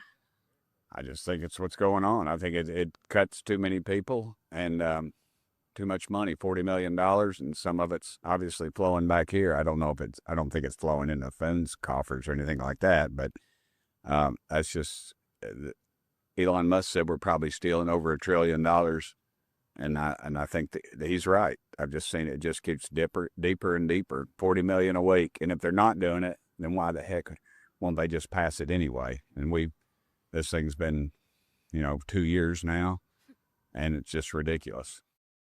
Now, if you're bad at your job, do you stay in your job? Does your company let you stay at your job? Do you get promoted? Do you get bonuses? Are there incentives? If you're bad at your job, you failed, you normally get fired. Why is it that they're in this weird protective, supersonic, extra special, supercalifragilistic chamber? And nobody can get through to them, and you can't get rid of people who obviously either are terrible at their jobs or have no interest in serving the people like they say they would. It's like hiring Barack Obama, who didn't see what he did his first trip as president of the United States was to travel the world and apologize for America. While wearing that cute little lapel pin of the American flag right there. There are people who want you to believe that they're doing something, and then there's people who just do something. Whether you believe it or not, they do something. $40 million. When we come back on the Wendy Bell radio program, don't get me started on Act Blue, the Democrats' foreign money, bogus money laundering mill. Wait till you hear what the CEO had to say under oath yesterday. Besides a whole lot of nothing. Next on the Wendy Bell Radio Network. It's crazy. Just think of that. It's crazy. I was not really on my radar. I'm like, what? Is not on the radar to stop the, $500,000 gallons of water leaking out of the Lincoln Memorial reflecting pool? I don't know. Should we not turn off the water? Maybe we should just drain the damn thing and do it once and for all. Oh, that's right. That's what the president did. $2 billion a year going to the Taliban. Now, how much of that comes back to Democrats or to, I guess, people who vote for them? I don't know. $2 billion. It's, when Barack Obama talking about we need world quality health care, you destroyed it. And then you drove this wedge between the American public, which is hungry for reasonable medical advice and knowledge that's honest and believable during a global pandemic. And you freaking fleece us. Not only do you infect us, you lie to us. You bribe us at first. Remember, you can get a free fishing license if you sign up. You might get a free whatever. Free donut. A new truck. And then when fries that and a burger. And then when that didn't work, remember that? Yeah, that will keep you fat because we know that will help the jab eliminate you. I'll say it. I don't care. Huh. You hate everyone. Well, no. What's one of the worst things for COVID? Obesity, diabetes, cardiovascular and then they're trying to problems. give you fresh donuts and Yeah. fries and a burger. A permanent appointment with little Debbie. Yeah. Right? She could be your number one girl. I never got into that stuff. That's your weakness. But if you gave me a loaf of bread and a slab of butter, I would bury my face in it. Her and some people have Mrs. Robinson. I got Mrs. Crocker. Betty, she that old lady, she got me. Texas Bullion Exchange, wendylovesgold.com, wendylovesgold.com. You're going to see them here. We got a team working with Texas Bullion Exchange coming in and getting some video of us doing the show tomorrow, which I'm excited by. And they have been so delighted by your response to them.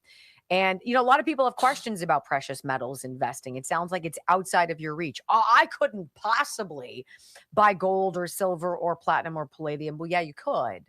You really could. And you can especially get a gold or backed IRA. Why wouldn't that be something you'd want to talk to somebody about?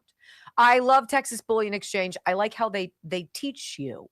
They teach you. They take the time to explain to you, historically speaking, why we left the gold standard, what happened to the value of a dollar bill after that happened, and why the value of precious metals has exponentially just shot through the roof, and why now is a good time to buy. And you should ask them, what do I have to do to get a Wendy Bell signed gold coin or silver, 1 ounce silver coin? What do I have to do for that? And they'll tell you there's only 25 of these. I don't know if they've given all of them out. But 855-927-5557, wendylovesgold.com. And then they're going to go home, and I'm hoping Murphy and the kids aren't loud and we can just shoot a quick commercial there. I don't know. wendylovesgold.com. They're great. And I like easy. When my sponsors reach out to us, we don't have contracts. I don't make anybody sign something and say, I promise that I'll be with you for so-and-so. Like, if you're not getting a return for your money, why would you need to continue advertising with me, right? So there's this weird transparency thing that goes on with our sponsors and us. And to be honest with you, it works. It works. You know, I'm not going to screw you over. And I know you're not going to screw me over. Let me enjoy your product and talk about it. And if I don't enjoy your product, I'm not going to endorse it. And you know how that works? No contracts with any of our clients. None. None. In fact, we haven't met most of them. Any of them. And some of them were like, do I have to sign anything? We're like, no, we don't. If it doesn't work, we don't want your money. And if you I don't do like what it, you say you're going to do, we don't want it. We don't want to be affiliated with you. So if everybody lives up to their side of this bargain, you can make a good product that we think everybody's going to like because we like it. And as long as people enjoy it, well, look, this is why the Healthy Cell, healthycell.com/Wendy. I'm really interested in you trying it. The calm? Yes. I'm really interested in you trying it. So Why, calm. do you think I need to calm down? No, I don't. No, I don't. I don't think you're a hothead or anything like that at all. There's a nice focus with the microgel called Focus and Recall. And if you have a presentation, you're taking a test, you've really got to get the cobwebs out of your mind. I strongly suggest Focus and Recall. But for giggles the other day, I took the Healthy Cell Calm Mode, right? This one. And I took it right here. And later that day, I told you there was madness and mayhem that was breaking out at my house. And normally my behavior, I would have had an instinctive reaction to it. And instead, I noticed I didn't say anything. And I watched and I observed and I let things settle down before I took action. And because of that, I think the situation ended far better. That's not typically me. healthycell.com/Wendy. Calm mood. Calm mood. It's awesome. I'm going to get him on it, but then he's going to take all of mine because that's how it normally works.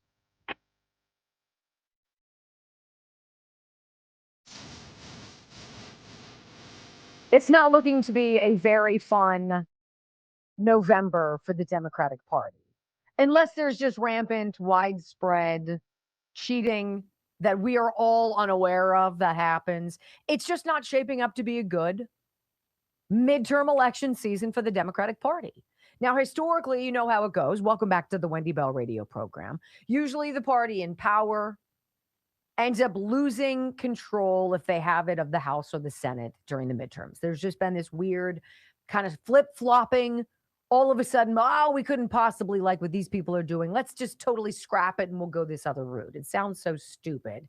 If you believe in election results, and I think a lot of us have questions about that.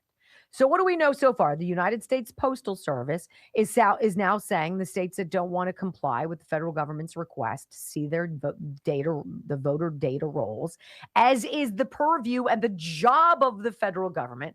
If you're a blue state that doesn't want to play ball with that, well, we're not going to give you mail-in ballots. You're not going to be able to participate by mail. Why is that a problem? Well, you know that the system is ripe for fraud with the whole mail-in ballot thing. We've been there. We've seen how this movie ends a couple cycles now, right?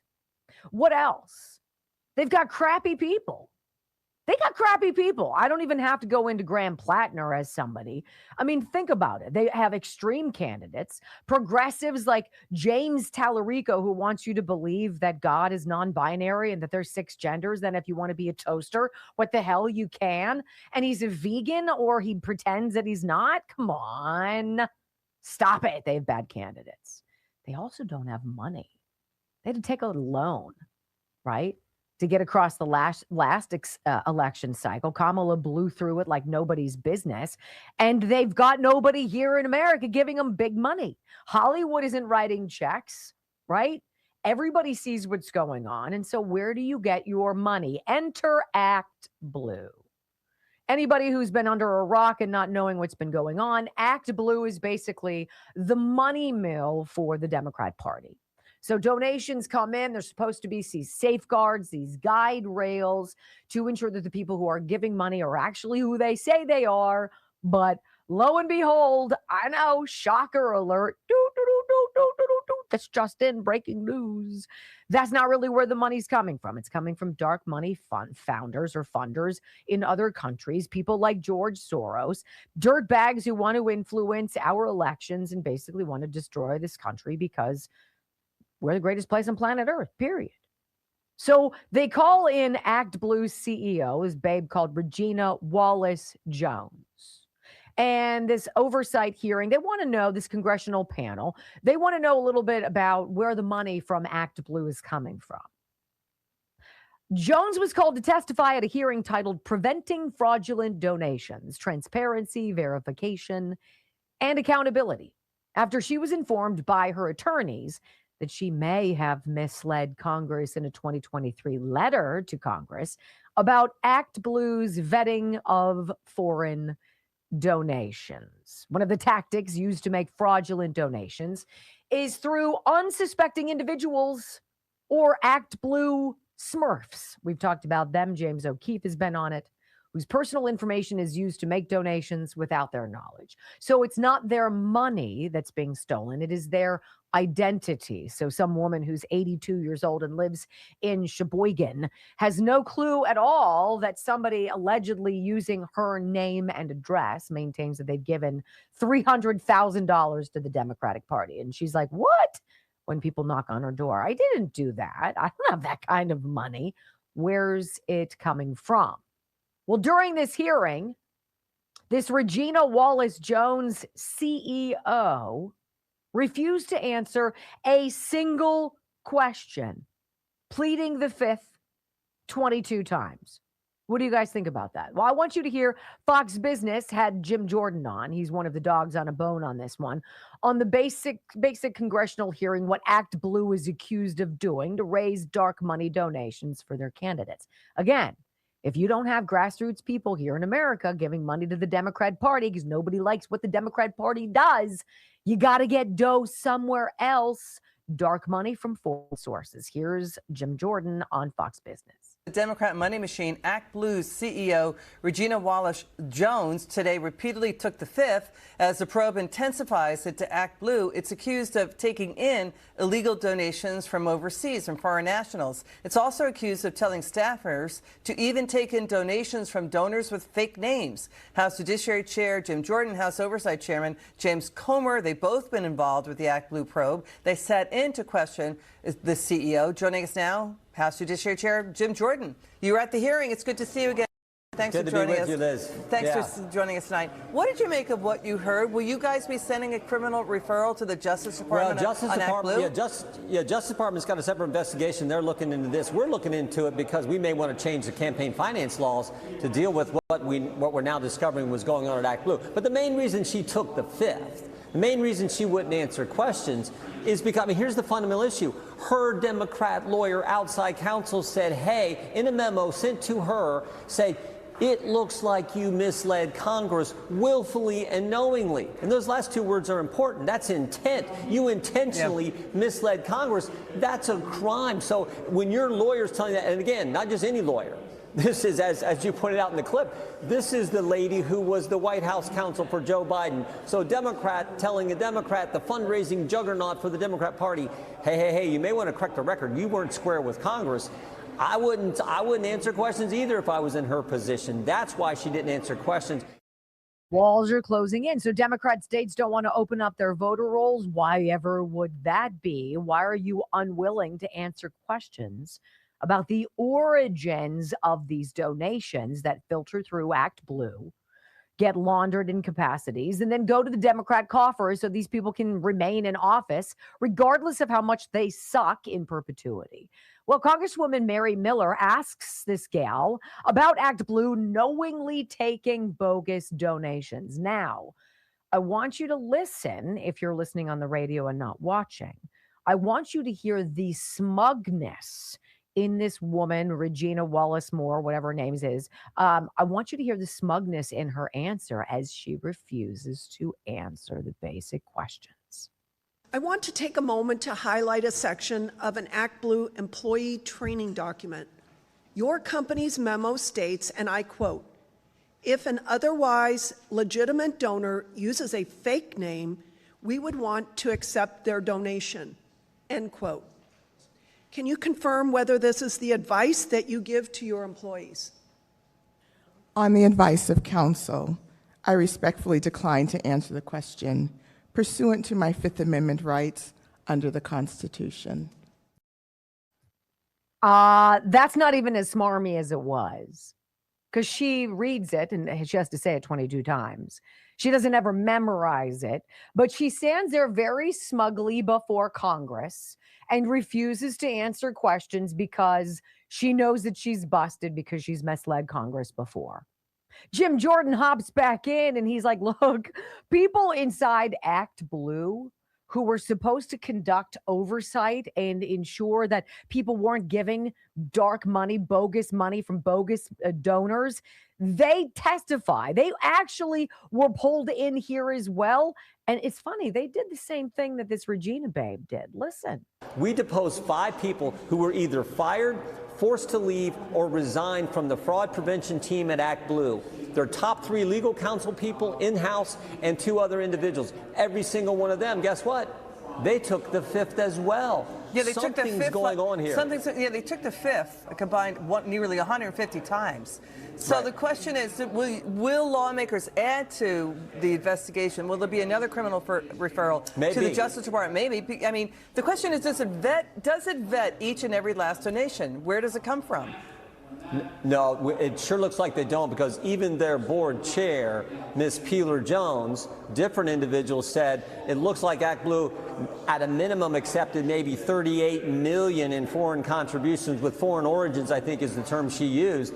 That's frightening. But I think the main reason they lowered their standards, that this all went on, I think the main reason was $3.8 billion. That's the reason they did it. Like, this is, as you said, this is the machine, the Democrat machine for fundraising for the left and for Democrat candidates. And that's what they wanted to keep rolling along, and they were willing to lower their standards and do it, not check with the things they should have been checking. And then when they got caught, or at least when people raised concerns, they first denied it, and then when we pressed them more, they took the fifth. So weird. It's almost like I have no idea why they would do that. How about some of the questions that they were asked? This babe. Your board chairman said ActBlue accepted up to 38 million contributions in 2024 that had the signs of foreign origin, which is against the law. How much fraud is too much fraud? Under the advice of counsel, how many foreign contributions did ActBlue accept? Took the fifth. How much money did ActBlue accept from Russia? Took the fifth. Why did your entire legal team quit? Your in-house legal team took the fifth. 120 times, ladies and gentlemen. The people with ActBlue called before Congress to testify, took the fifth. They didn't want to self-incriminate. Do you know what prevents that from happening? It's really cool. I mean, it's called telling the truth. It's not being a dirtbag. It's not grifting off of the kindness or the hard work of people. It's not lying to us about viruses and vaccines. It's not pretending that everybody that you want to grift off of is a victim, that we have to hurry up and protect and spend all this money to protect, only to grift off of them. You know, Barack Obama said something about hope, about expectations, about holding each other to account. When did the Democrat Party stop having any kind of metrics of accountability? They lowered the bar for everything. They made excuses for everyone. Don't go after the shoplifters. Punish all the people at CVS who want to buy deodorant and other things, and put everything under plastic behind lock and key, because that makes sense. Rather than enforcing the law and protecting your shoppers, we're going to let all of the people come in and say, well, you know, if you're going to steal from us, just do us a favor and make sure you include it on your taxes. Really? That's the answer. That, in a nutshell, is your Democratic Party. And if Jim Jordan and the Republicans are successful in changing election campaign finance laws, and they stop the sending out of mail-in ballots to states that refuse to show the voter rolls to the feds, right? Oh, ladies and gentlemen, it's called bloodbath. That's November bloodbath. Then you need something serious as a smokescreen, bigger than a virus, bigger than an insurrection, bigger than George Floyd. I can't imagine that they're not working on it already. When we come back on the Wendy Bell radio program, the secret mission to move millions of barrels of oil through the Strait of Hormuz while Iran was playing ceasefire games. Oh my, next on the Wendy Bell Radio Network.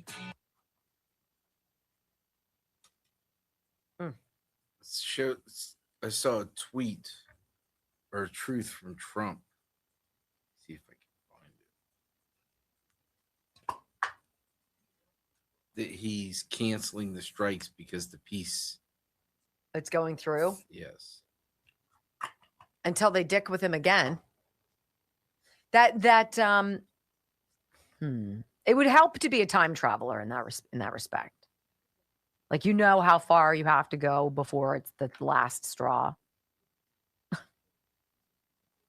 But you're dealing with culturally completely different. The whole Sharia law thing is so beyond, like, crazy.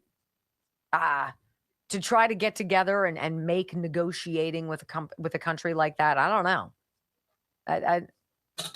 And this is going to happen instead of some protracted war where Americans are killed in battle, right? I think it's fascinating based on the fact that the discussions, okay, this is good to know. Thanks, Brock. All right, who do we want to talk about? Let me just set the record straight about Little Debbie. Oh. Someone brought up Sarah Lee and Aunt Jemima. Yes. And called me racist. Well, you are an equal opportunity lover. First off, Aunt Jemima wasn't cheap. And neither was Sarah Lee. She was out of my league financially. I couldn't afford to date Sarah Lee. And Aunt Jemima came in a glass bottle. Man, we had the plastic squeeze bottles, the value times, and she was a pricey broad. She was, yeah. She was maybe a little too hard for you to She court. was a little too hoity-toity, you know. Come in a shaped bottle. We didn't have that at my house. That's funny. Health Revolution. info.healthrevolution.net. And when I say that there is a revolution happening in the health insurance industry, there is. The Obamacare marketplace, the Affordable Care Act thing is crumbling. More and more people cannot afford the exorbitantly out of price premiums. People stopped going to the doctor because they couldn't afford it. And the deductibles were so high, it just, you would, why? That's not progress. That's not hope and change. That's called a grift. And you and I paid for it. But then Health Revolution comes around. And they're like, no, we're going to give you the opportunity to decide what kind of medical coverage you need, what's important to you. You create your plan. You're the architect of it, not the government, not some bureaucrat sitting behind a phone, you. And you do so by going to info.healthrevolution.net. Write that down, info.healthrevolution.net, 800-868-6187. Why is it that important to jot down? You're not going to remember that. And you're going to be annoyed and be like, damn it. Info.healthrevolution.net. No copays. No outrageous premiums. People are saving 30 to 60% off of their monthly premiums. No restrictions on doctors. You choose your doctors. You want to go to the doctor, you want to go to that doctor, go to that doctor.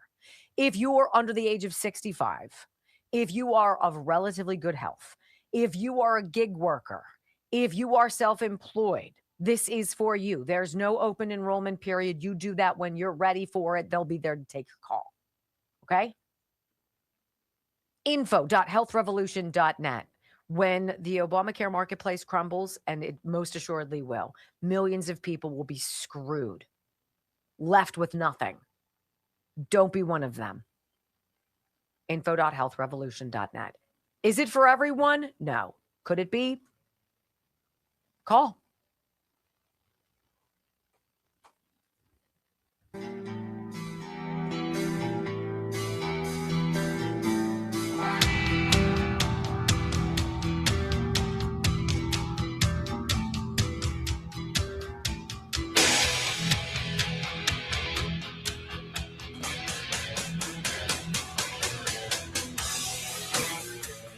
Can we imagine for a minute what would be happening in Iran right now if it was not for this president?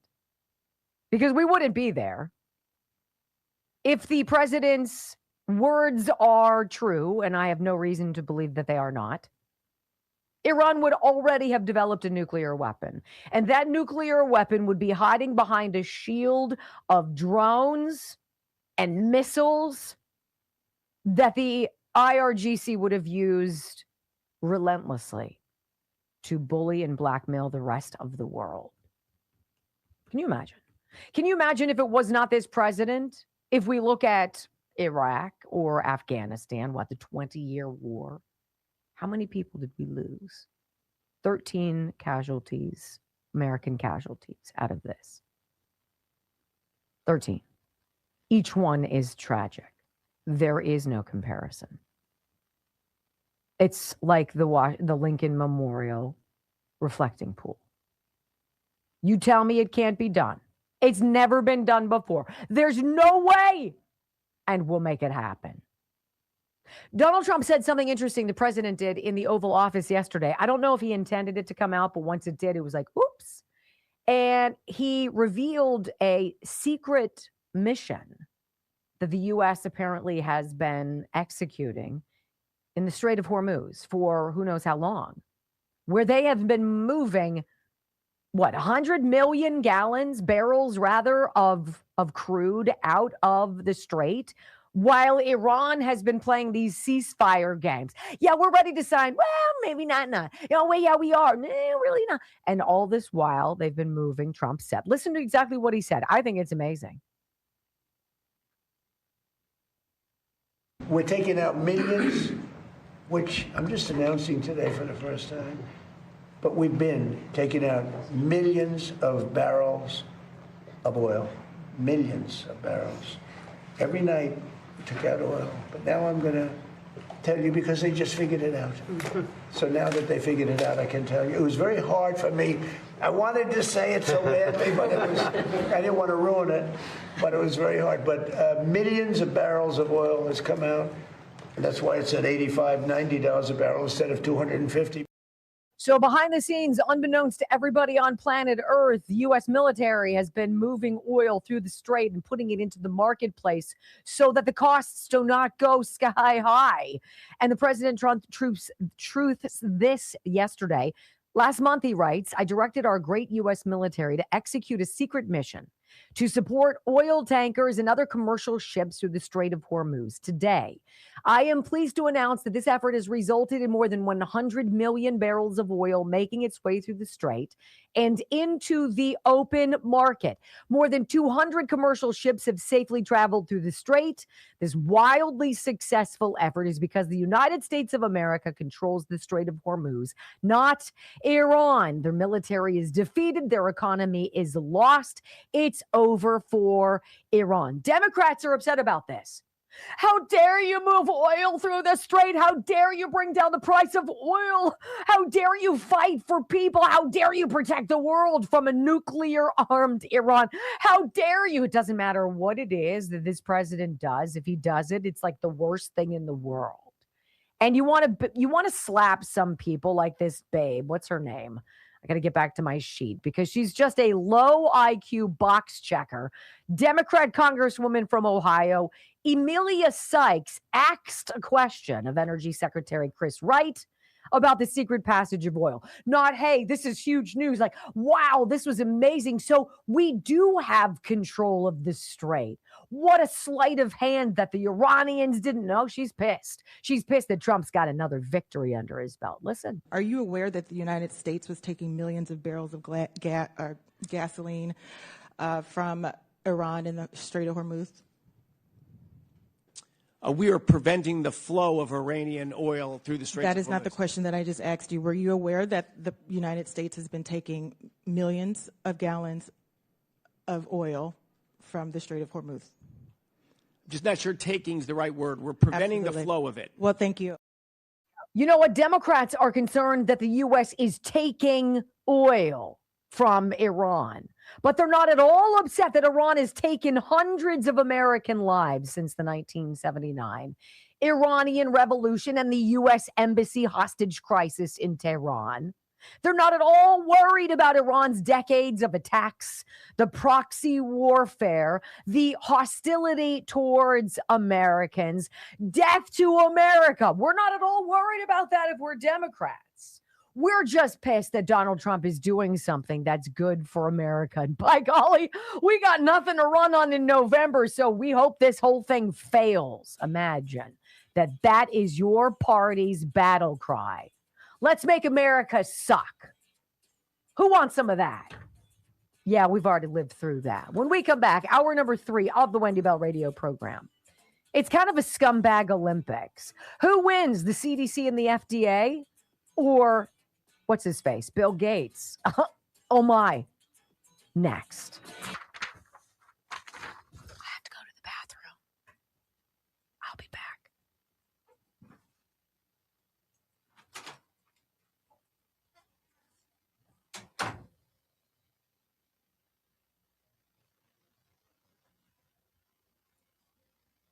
I was mistaken.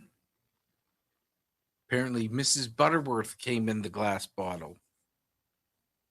But not to be dismayed that apparently there's a Mandela effect where people misremember. But Aunt Jemima was expensive too. That was my point.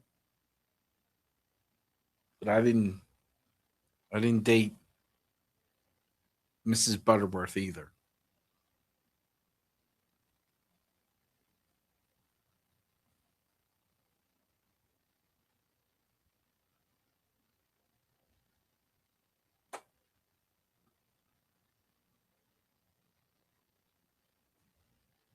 Bill Gates. Can we offer Bill Gates a go-away party too?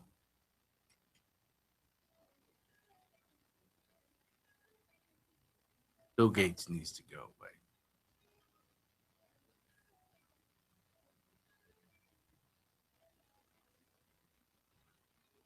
So Fisher 96, 94, they all came in glass bottles.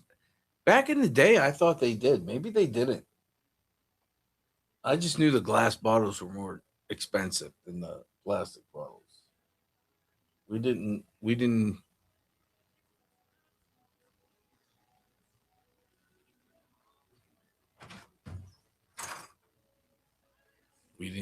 get the glass stuff.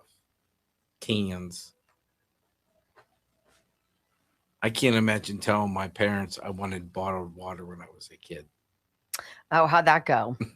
I can't imagine telling them that. Oh, I You hear drank what you're out of the saying. hose, for God's sake. So did I. Yeah, 100%. And it was warm. Oh, yeah. Oh, And it didn't taste good. no. It had like a plasticky Yeah, taste it's to like, it. bleh. So do you remember before pillow tops came that people would flip their mattresses? Oh, yeah. Right? You'd flip your mattress. I remember when Joe and we'd probably been married, I don't know, 8 to 10 years, and we were still sleeping on the same original mattress. And I'm like, look, we need to flip this. It was so heavy. If I told you the thing weighs 80 pounds, that's not an exaggeration.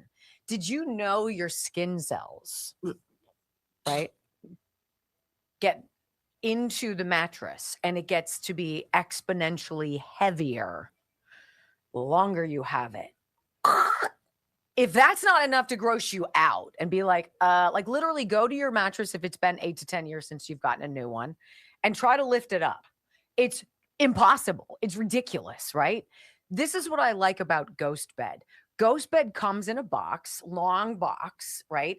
It's rolled up like this and it's vacuum sealed. So it's space saving. You put it onto your bed or wherever you want it to open up, and you gently open up the plastic sheeting, and then that introduces the oxygen to it, and then it starts to open up, and it takes time to fluff, 24 to 48 hours. It is a total game changer. My hybrid full-size mattress in the boys' room has a beautiful pillow top that kind of holds you in, but it's not like so bumpy or so squishy that it's weird.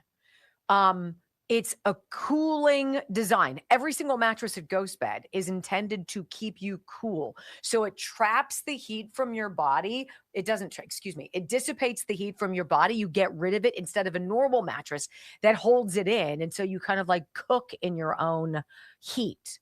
And you're like, eh. So cooling, it's the number one reason why people get the Ghost Bed, because they sleep hot. 101 nights you get to try it out all summer long. And if you don't like it, you can send it back. Ghostbed.com, promo code Wendy. Ghostbed.com, actually the /Wendy, but then you put in my promo code and it's 10% off. You guys check it out. They have them for dogs, dog beds. They have these Ghost Beds for RVs and campers. They have them for you in every single size across a whole spectrum of specifications. There's a lot to look at and a lot to choose from. You're going to love this company.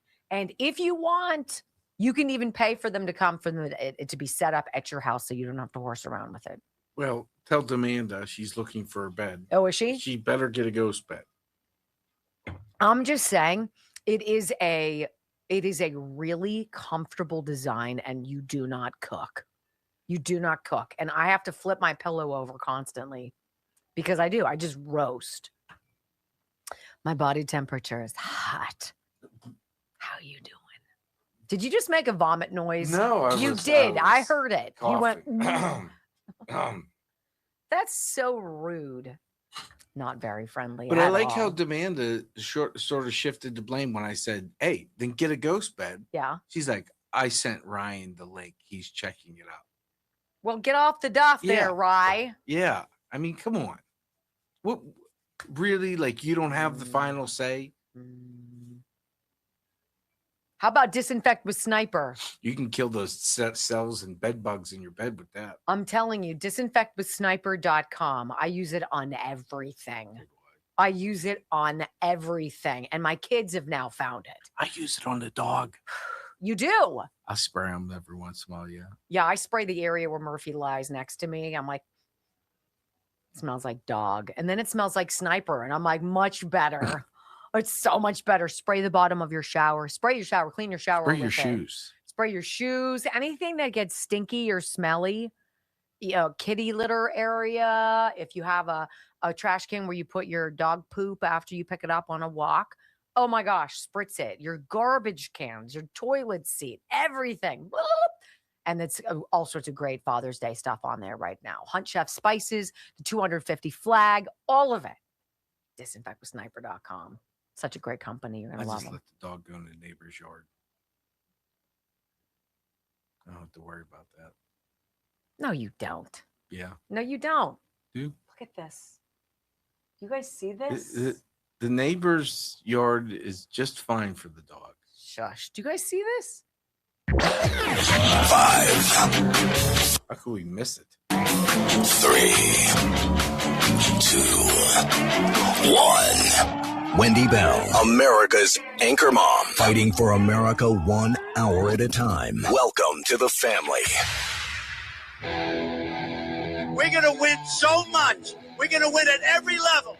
We're going to win economically. We're going to win with the economy. We're going to win with military. We're going to win with healthcare and for our veterans.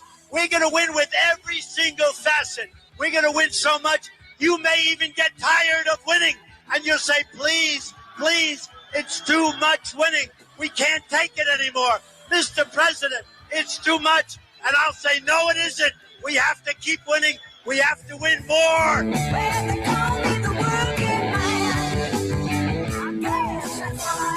We're going to win more. 3 hours of bold truth and excellence. You've just signed up for the WBR Army. Strap in. This is the Wendy Bell radio program.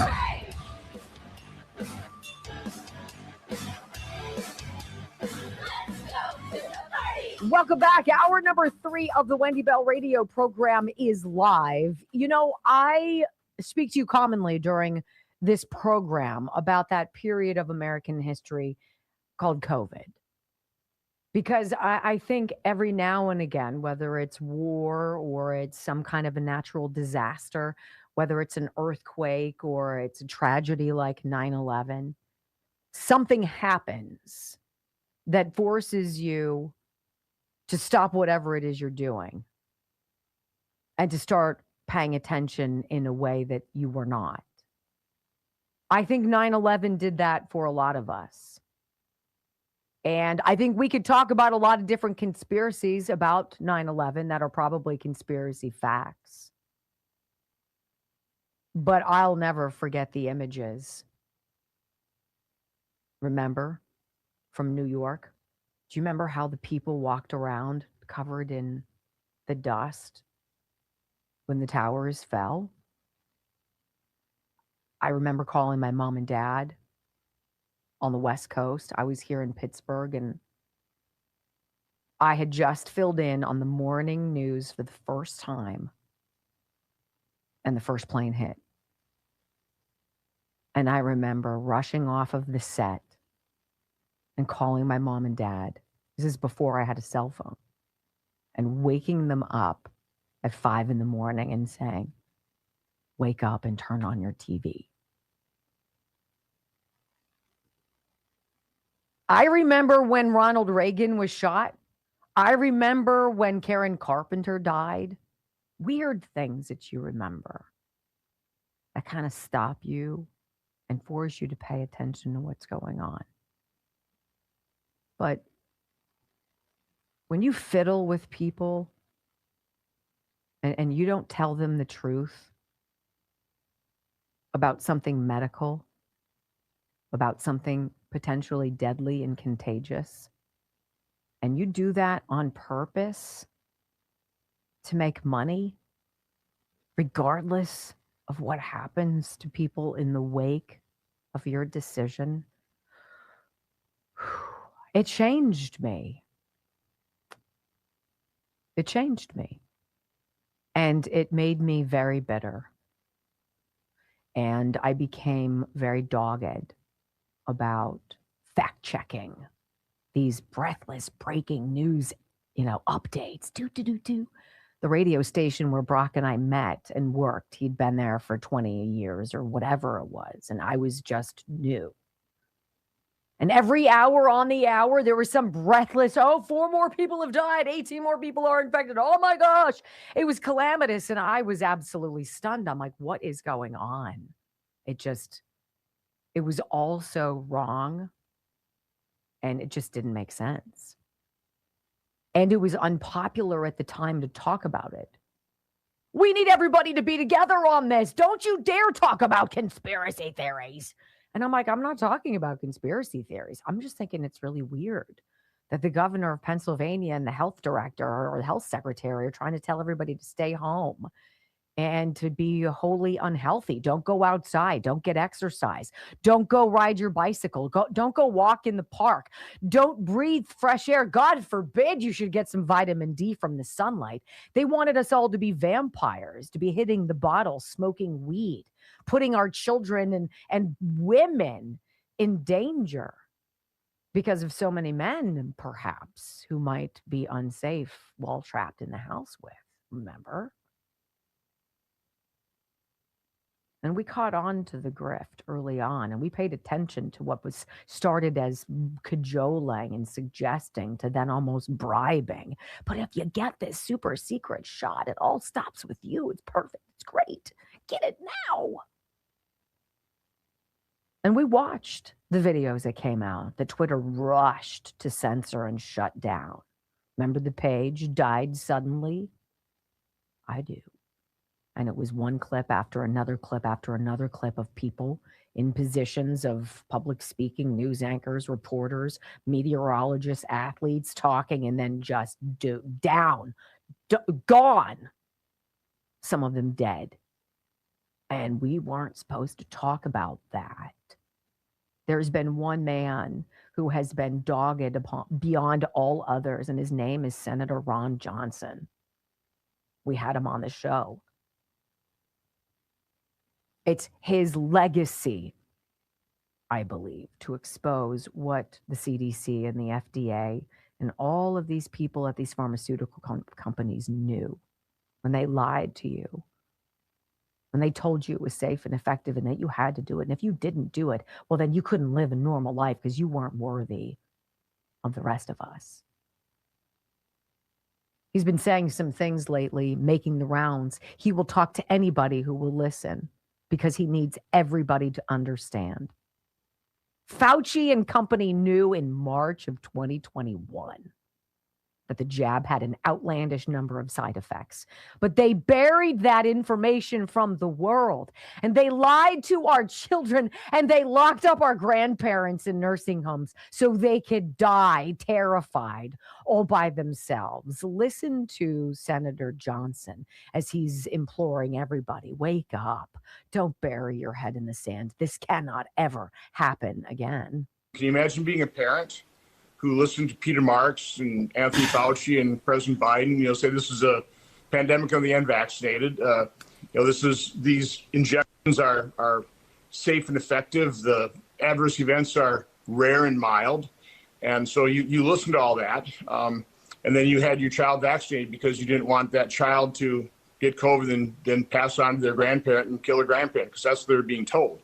But now we know that as of March 1st of 2021, Peter Marks, who heads up the division in FDA that approves vaccines and then is supposed to surveil safety systems, was warned that their algorithm they used to analyze VAERS, the Vaccine Adverse Event Reporting System, that algorithm was going to mask the safety signals because you had two similar injections, Moderna and Pfizer, and you compare one to the other, equally safe, equally dangerous. And so those things were masked. 26 days later, using an up-to-date algorithm, they were showing 25 safety signals, including sudden cardiac death, pulmonary infarction, Bell's palsy, different types of strokes.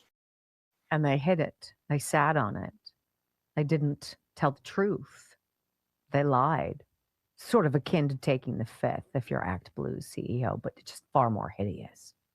They knew by March of 2021 that people were dying suddenly. By March 24th, 2021, the U.S. administered over 130 million total COVID-19 vaccine doses, and 46.3 million people, about 14% of the U.S. population, were fully vaccinated. And they didn't stop it. Why? Because in that time period, 2021 to 2022, because they didn't tell us the truth, Pfizer made $35 billion in net profit. BioNTech, $20 billion. Moderna, $20 billion. And they wonder why there's no trust in medicine, why we don't believe what we're told. Ron Johnson continues with this. He says this knowledge and the intentional use at the CDC of an algorithm that hid most of the side effects from the American people is the biggest scandal, he says, of my lifetime. These folks were supposed to be looking for minute safety signals to warn doctors, at least, not the public. Instead, they were shown the safety signals.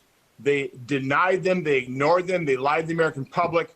And what they demanded before they show any, inform the public at all is definitive proof, which in this case, you just don't get definitive proof. I mean, you can always say, well, people die. People have heart attacks. People have strokes. You can't prove the vaccine caused this. I'll give you one proof. 39,000 deaths are right now reported worldwide on the VAERS system. 39,000. 24% of those deaths occur either on the day of vaccination or within 1 or 2 days. And I know VAERS doesn't prove causation. That's a correlation that's been concerning me since, I don't know, about March, April 2021, when I started looking at VAERS.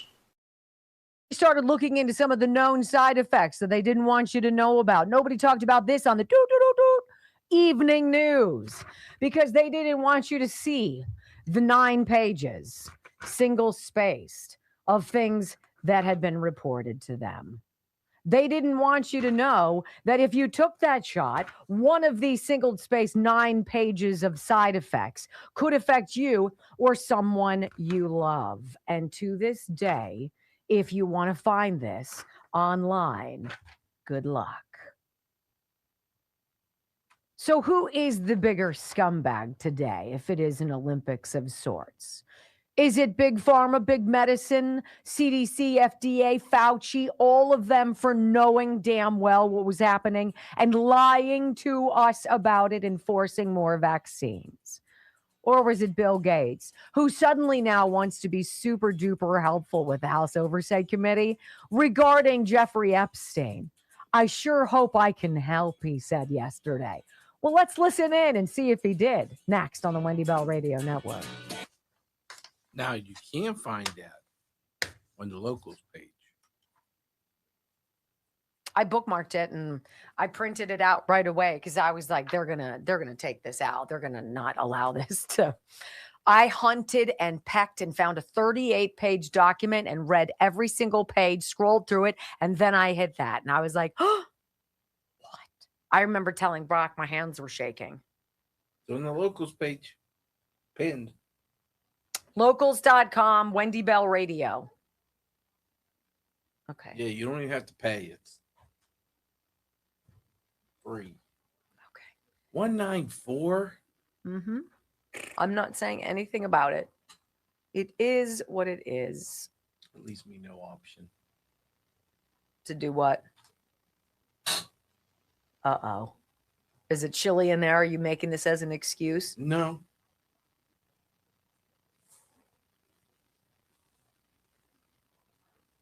If there was a metal detector nearby, I'd be doomed.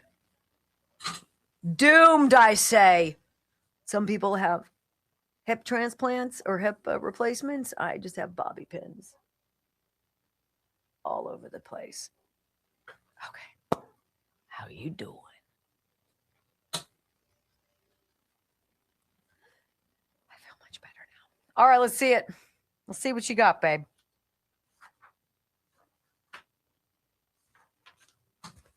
I have an article that I'm going to read to you. I'm very excited about it. Oh, there we go. Oh, look, you kind of matchy-matchy. You have a black and white. No, you have blue underneath you, don't you? Yeah. Isn't the thumb up blue? No, it's white. No, it's not. Yes, it is. It looks blue. It's white. No, it's not. Yes, it. Hold a piece of paper next to it. Hold a piece of the rundown. That's not white, sweetness. That's. Wow. That is white. You know what? There's an eye healthy cell formula. This is white. That's not It's white. the light that's affecting it. Mhm. Yes. No, it's not. Yes, it No, is. it's not. No. Well, really? We're going to trust the 56-year-old eyes? Hey, I can see beautifully right now. I can. That's blue, and I was just commenting that it If your almost looks like you eyesight's match. off, you should probably go see Doc Simkovich and see if he can fix it. Wow, way to nudge me into that position. I'm going to read a. I wasn't nudging you. Let's read a. Let's read a test. My thumbs up identifies as white. All right. I call BS on that, but whatever. Hey, Wendy, you and Brock have been my daily companion since the days of the BS board. Aw. My Rumble handle is DCJ. Oh, no, forget it. In the early days of our relationship, I was living in Poland. And so you two were part of my dinner time routine. Now that I've returned to the Wild West of Washington, you are my breakfast guests, usually delayed viewing. He says, recently, I convinced my friend of more than 40 years to see Dr. Simkovich. I traveled the 2+ hours from Washington to her community to meet my friend and accompany her to Pittsburgh. My friend has been in 3 serious car accidents, which have resulted in debilitating concussions. When we arrived at the Simkovich Concussion Institute, we weren't sure she'd be able to be treated. My friend nearly broke into tears when Dr. Simkovich shared his diagnosis and said he would be able to start the treatment immediately. It's now a couple weeks since we arrived home. My friend testifies that she can see clearly. So much of it shocks her so much so that it shocks her every day. The headaches that have prevented her from enjoying her grandchildren are gone. She's convinced that he addressed issues that she has had since birth. I know. Don't do that. I see you. I'll tell you all about the end of it when we come back.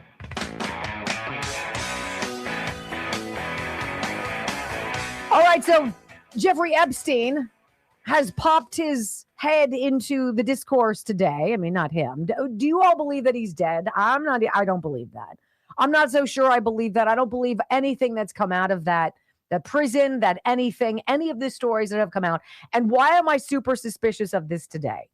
Because Marjorie Taylor Greene pops up on CNN or MS Now to talk about the Epstein files, et cetera, et cetera. I'm like, do you not understand?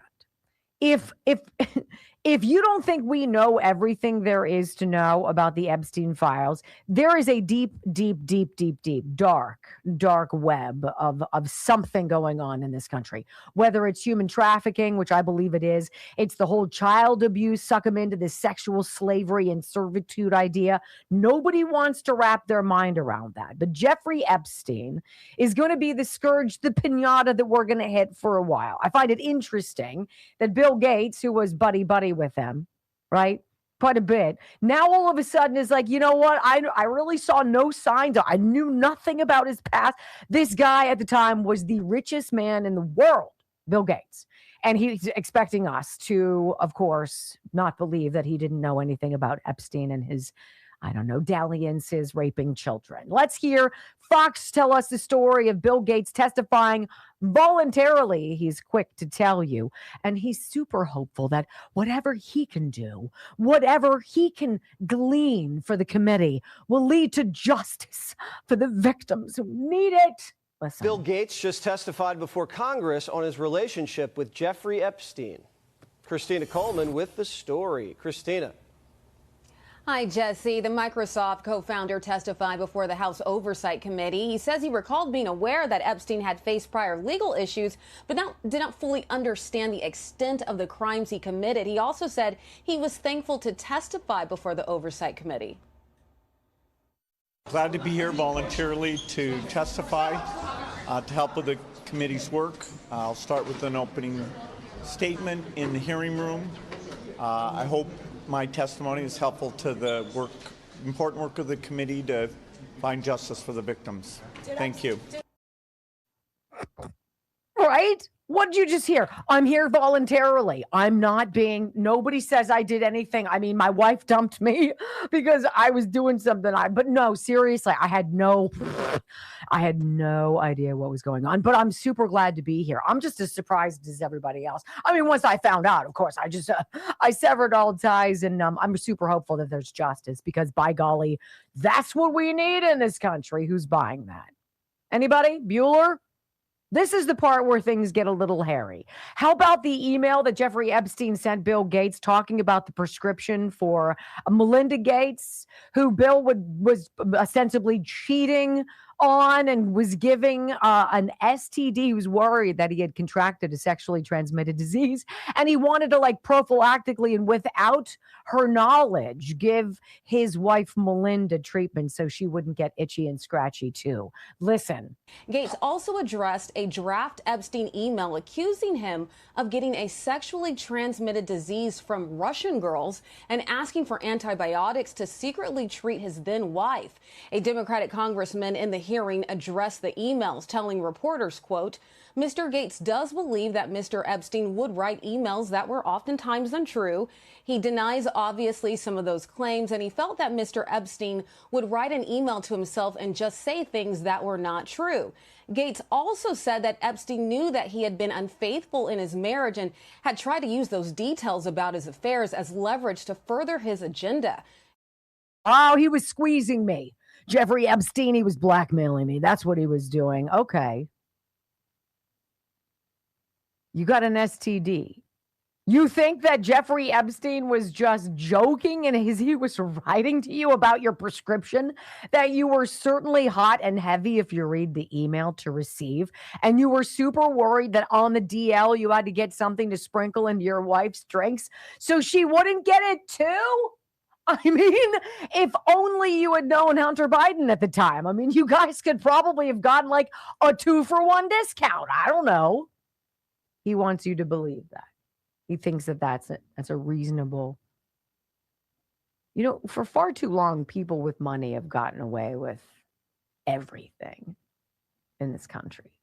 There shouldn't be some bar on how much of a dirtbag you have to be. Does anybody out there believe for a hot second what's going on here? No. There is a cabal, ladies and gentlemen, a deep state, unelected cabal that is running so much of this country. And if you don't think it's happening, there's a reason why you haven't been told about the aliens, about the biologics, about the spacecraft. Some people are out there saying, please, is she still talking about aliens and UFOs? That's all a scam. Is it? What would you need to find out today that would actually really surprise you? That Bill Gates didn't do things with underage girls on Epstein's plane or his island? That Jeffrey Epstein just loved sending emails to himself because that's just what he did? What part of that is believable? It's almost as believable as 23 states refusing to hand over their voter roll data because they think Trump is going to use it to steal the election. Right. When we come back, perhaps my favorite article, Matt Walsh, it's about ADHD.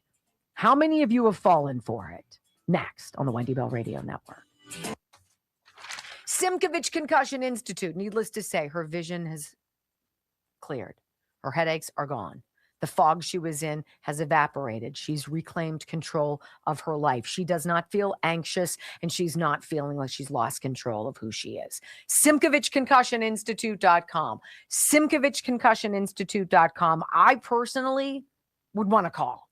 I'd read the website, I'd read all the reviews, I'd hear the testimonials, and there are thousands of them to choose from. But I'd want to talk to somebody there. 412-366-3700. 412-366-3700.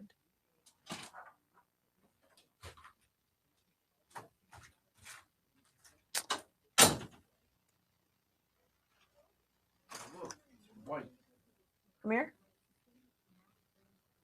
It's white. Come here. You guys, does that look white to you? Yes. Does it? Hold on. Come here. No, Just come here. Just stand here and shut your pie hole.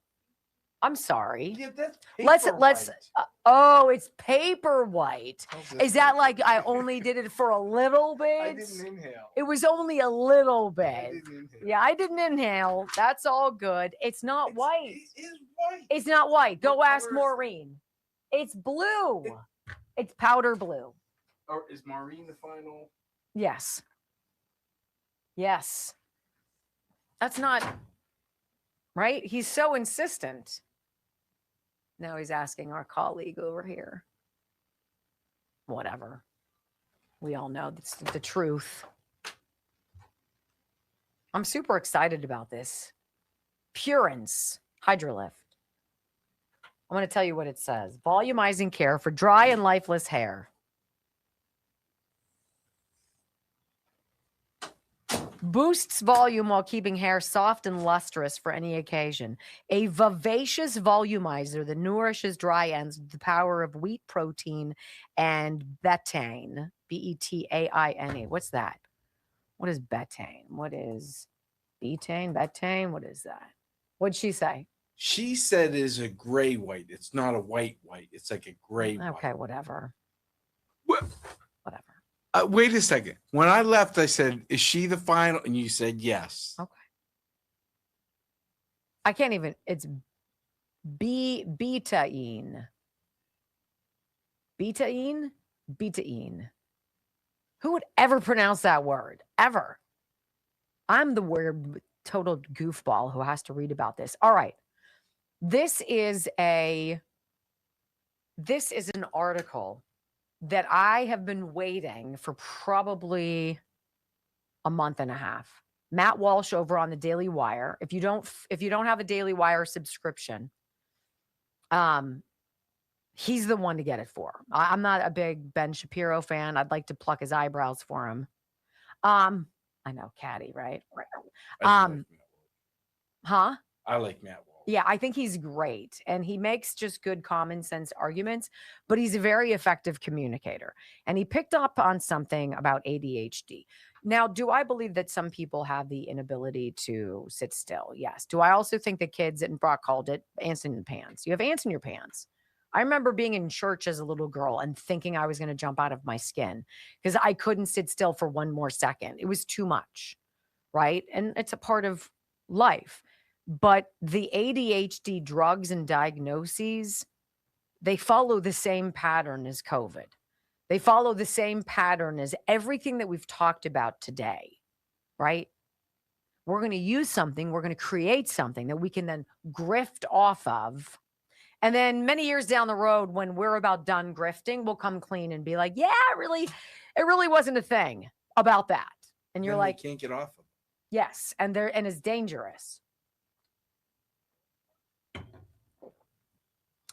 I think. Okay, would you guys tell me? Put it back up. Get back in the thing. No, Yeah, but get back in. Get back in. Please get back in. The lighting is. Please.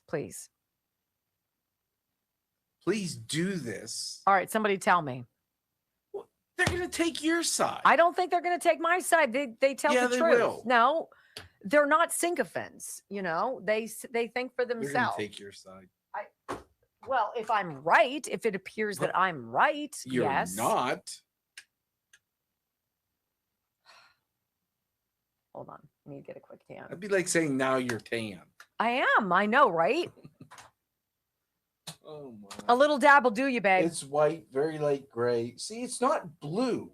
You people are colorblind. I'm just saying it's translating as blue. Go back and look at it, Dingleberry. Go and see. I'm looking directly down. Why there. are you being insistent, Harry? What's that? You sound an awful lot like Harry Enton, promising me it's a conspiracy theory It is a big conspiracy. that Karen Bass wanted to go up against what's his face, Spencer Ramen Pratt, right?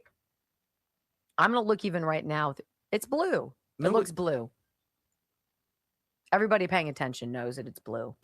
I'm just saying that's what it looks like. Like whatever. Weirdo. Wow. This is such an interesting article, you guys. You're going to want it. You're going to want it. And so I'm going to give it to you.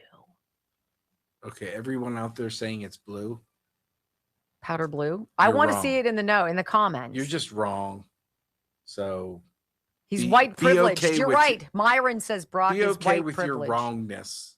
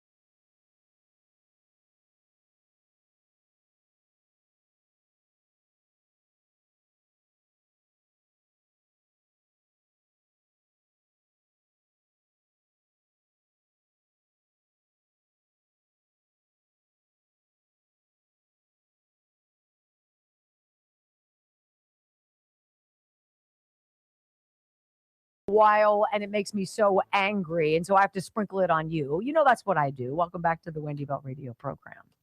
I just want to believe stuff. I want to not to be. I don't want to be lied to anymore, particularly when it comes to my children.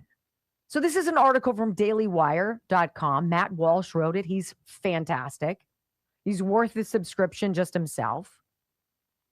And there's this unraveling of the whole idea of ADHD, attention deficit hyperactivity disorder. Not only about the diagnosis, but about the cure. And you need to know this. The experts are finally admitting that ADHD is a scam. That is the head of the article. Ready? At the risk of angering all of the people who will scream from the rooftops that correlation doesn't equal causation, like it's some kind of a scriptural edict. Here's some data that is worth considering. From 1980 to 2020, 40 years, the share of male teachers in both elementary and middle schools declined from 40% to less than 20%. Men have stopped mostly teaching young children in schools.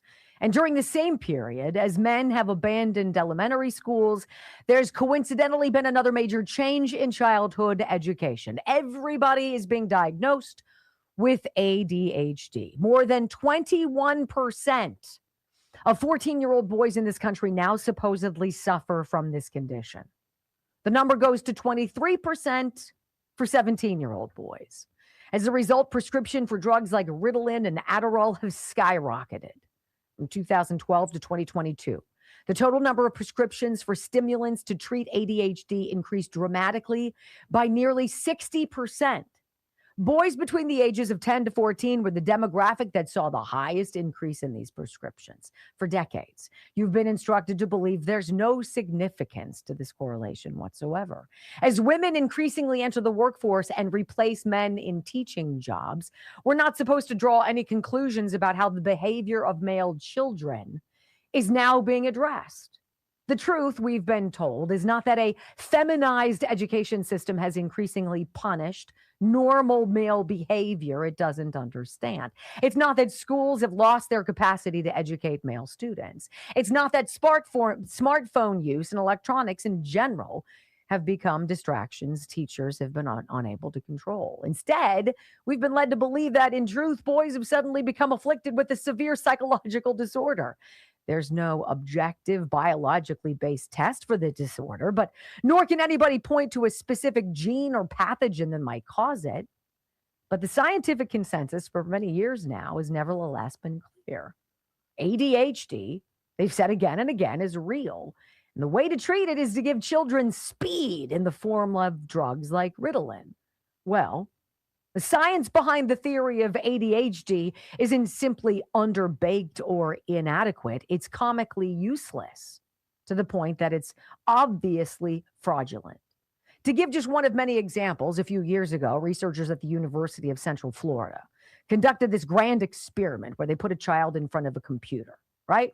The researchers showed a child two separate videos. One of the videos was about math, and it involved a teacher talking about basic addition, subtraction, and multiplication. The other video was the pod racing scene from Star Wars. And as you can see in the videos, and he has a link to it, the child became bored during the math lecture. He starts spinning in his chair, he's fidgeting, but when he's shown something more engaging, he suddenly stops fidgeting. He's actually paying attention to Star Wars. Unless you're an alien yourself who's never interacted with a child and was never a child yourself, there's nothing even remotely interesting or surprising about this footage. And it's exactly what you would expect a normal, healthy child to do. But in the academic world, which exists to sell pharmaceuticals to children, this was a groundbreaking experiment. The footage was the basis for a peer-reviewed article in the Journal of Abnormal Child Psychology.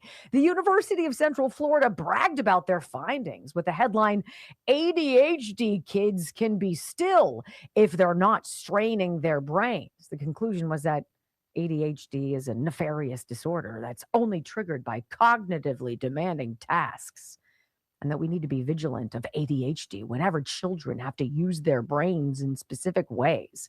In reality, of course, the University of Central Florida had simply discovered the concept of boredom. That's what they accomplished.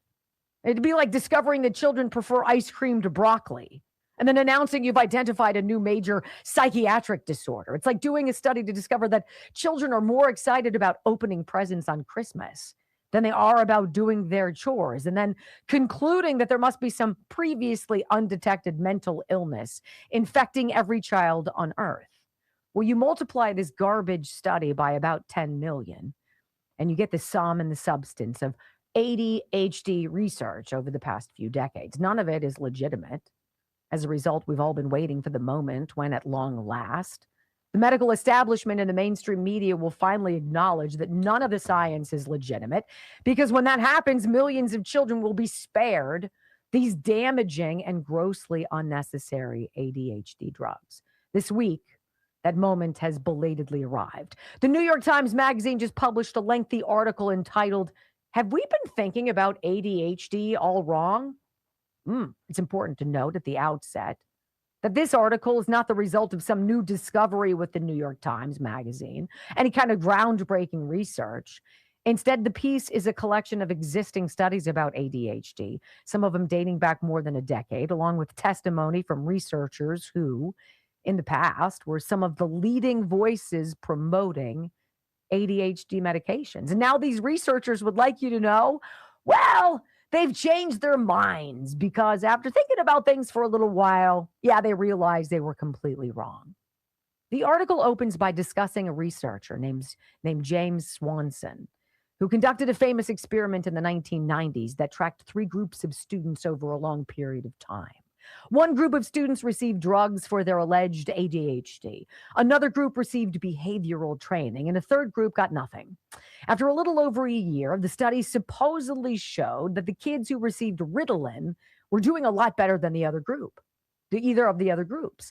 The study immediately became a major national news story. It was sold as proof that Ritalin works and that ADHD is real. And researchers like Swanson became highly paid consultants for pharma, shilling ADHD drugs, and so everybody was happy. This is in spite of the fact that even if the drugs really did improve a child's behavior or academic performance, that in and of itself doesn't prove that he has a disorder. Steroids improve athletic performance, but that doesn't mean a child who lacks athletic skill is disordered. Just because a drug enhances performance doesn't make it a legitimate medication. But it turns out these drugs didn't even do that much. As the New York Times now admits, the researchers understood very quickly that their narrative was false. Quote, "As time passed, Swanson began to grow uneasy. He and his colleagues were continuing to follow these 600 children in the study. And by the mid-2000s, they realized that the new data they were collecting was telling a different and less hopeful story than the one they'd initially reported. It was still true that after 14 months of treatment, the children taking Ritalin behaved better than those in the other groups. But by 36 months, that advantage had faded completely. And children in every group, including the comparison group, displayed exactly the same level of symptoms. Well, Swanson is now 80 and close to the end of his career. And when he talks about his life work, he sounds troubled, not just about the results of the study, but the state of ADHD, the field in general. He said, there are things about the way we do this work that are just definitely wrong. In other words, now that he's 80, this researcher who played a vital role in the mass prescribing of ADHD drugs has no problem going on the record and explaining that the so-called science on ADHD is essentially meaningless. In the end, we're not correcting any kind of disorder in the brain. We're not providing a long-term solution to a medical problem.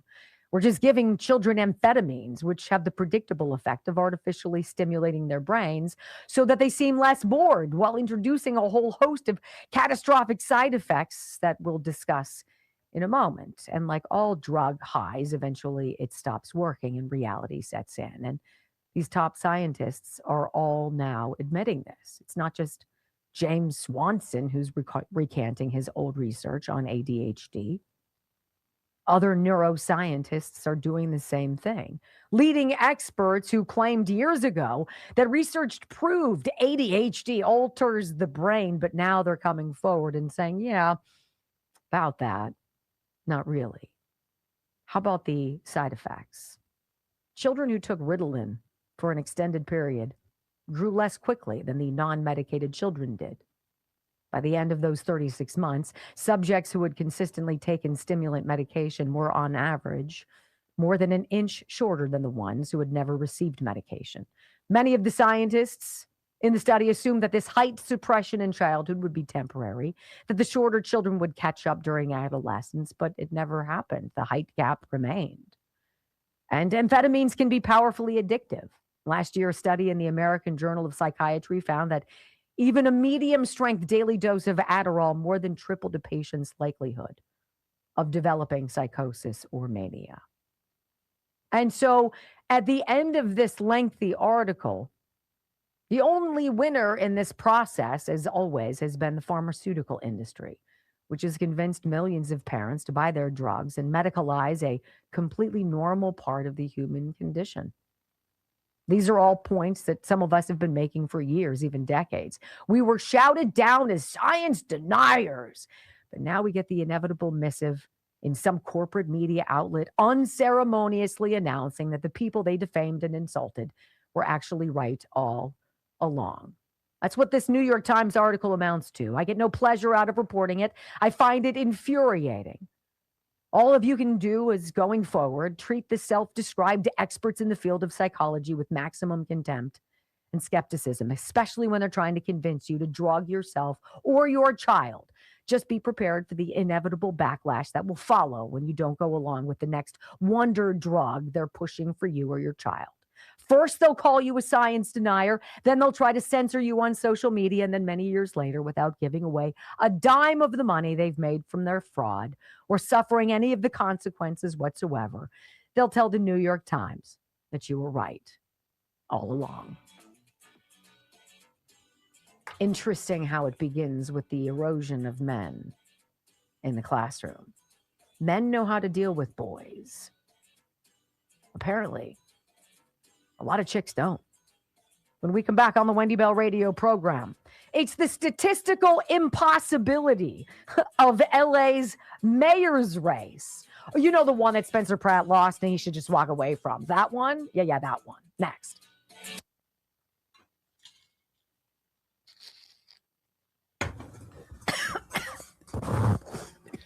I had a conversation with, you can make it.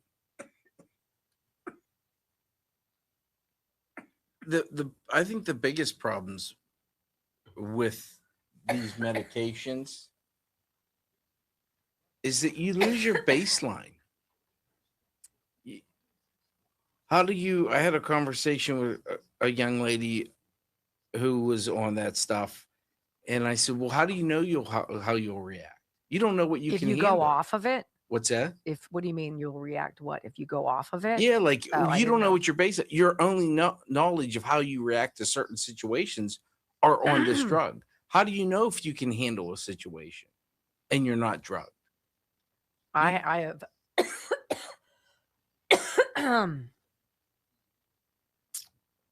I think that the story that I'm not ready to talk yet. Sorry. I just to me, finding out what a child's baseline or anyone's baseline is. Okay, if you're a little kooky, men are the great equalizers. This is why I wanted to bring up the Father's Day speech by Barack Obama, because he made such great points, but he delivered none of them in his presidency. And what do we see? The erosion of the Black family in particular. What do we see? What do we find? 40% of the babies aborted in this country are Black, even though the Black representation is like 16%.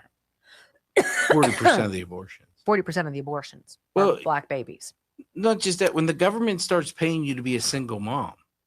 And all of the benefits that you get by being a victim of that. It's all of the wrong all of the wrong priorities with the money that comes in on the other side. And it's become generational And because that's the norm. And it's like, I have a friend who I believe cannot handle being a parent. And so she has her kids on Ritalin.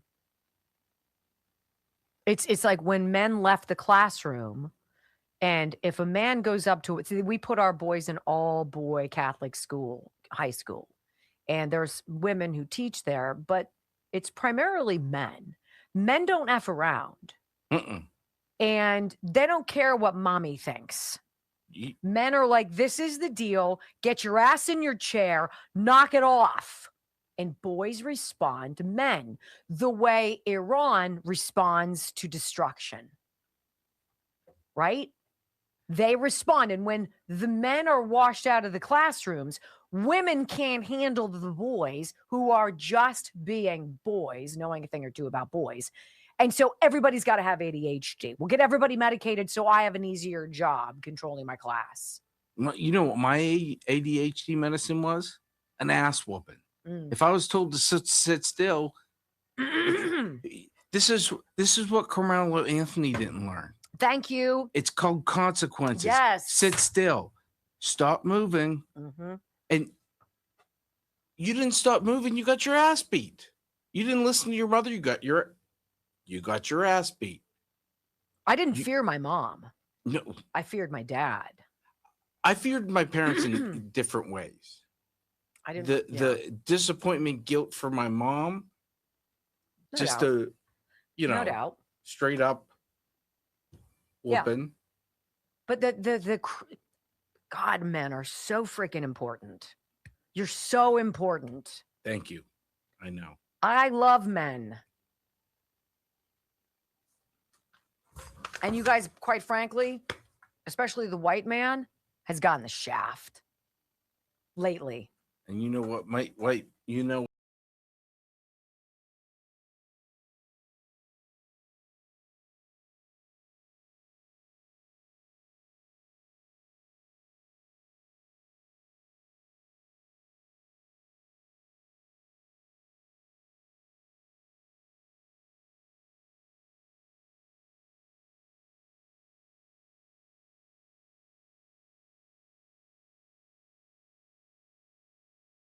Matt Walsh, which starts with one very interesting statistic that from 1980 to 2020, the number of men in the classroom got cut in half, down to 20%.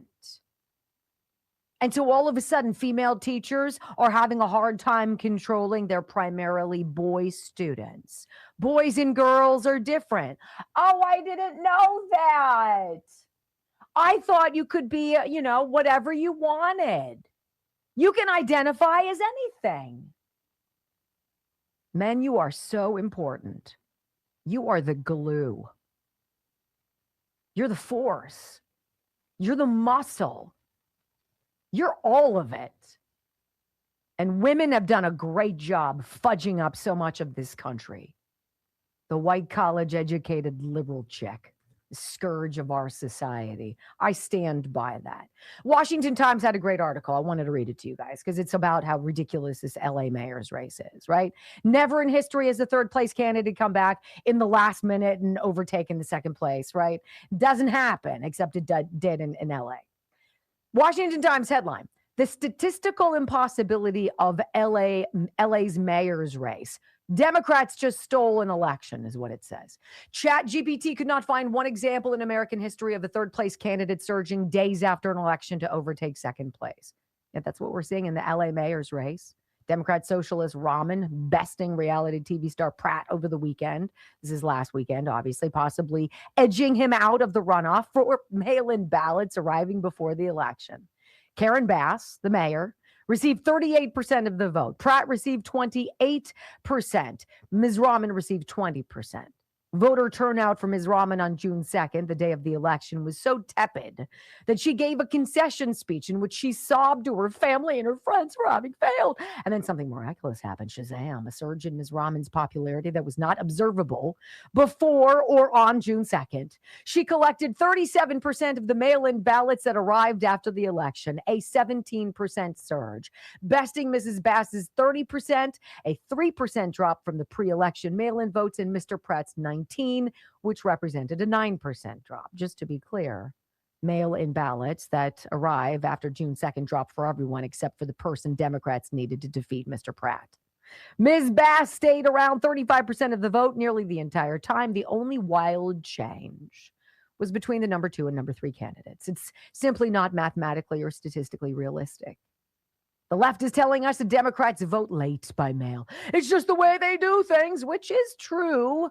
But it does not explain why Ms. Rahman, who's relatively unknown, received a disproportionate share of the late mail-in votes, while Ms. Bass's numbers remained relatively unchanged. No external event could explain this. No late-breaking scandals emerged among the candidates. No endorsements that could have altered the race's trajectory. However, online buzz suggested that Mr. Pratt, an independent, could make the runoff and secure the number 2 spot. If one of the ballot drops late, in the election night, Mr. Pratt received 0 of 24,000 votes. Super Grok estimates place those odds at less than 1 in trillions. But it was a glitch, right? It was just lag, little lag time. LA Times told us this. Woo! Makes it so much better. In California, the SEIU union engages in ballot harvesting and get out the vote efforts, and then helps count and tabulate votes, creating a clear conflict of interest, as the union also endorses Democrats. Other large Democratic institutions also do this. One California woman has been indicted on charges of paying the homeless to cast their ballots while working for one of those organizations. A simple explanation for Ms. Rahman's meteoric rise is that whoever was harvesting the votes was not just collecting ballots, but also controlling the votes, either by filling out the ballots or throwing out those they did not like. None of this will be likely proved. In May, California Governor Gavin Newsom signed a bill into law that prohibits law enforcement and federal agencies from accessing voter rolls, investigating polling places and election workers, and verifying mail-in ballots, right? It certainly will not happen at the mayoral level. Democrats got the results they intended, and now everybody is awake. Or are they? It's all about stopping it next time, isn't it? So that we have no regrets. But do listen to that common sense inside of you, because you know as well as I, that stinks to high heaven. Thanks for being a part of the program. Hope you come back tomorrow. It's Friday. Good news, bad jokes, all of it at your fingertips. Have a great day. Peace.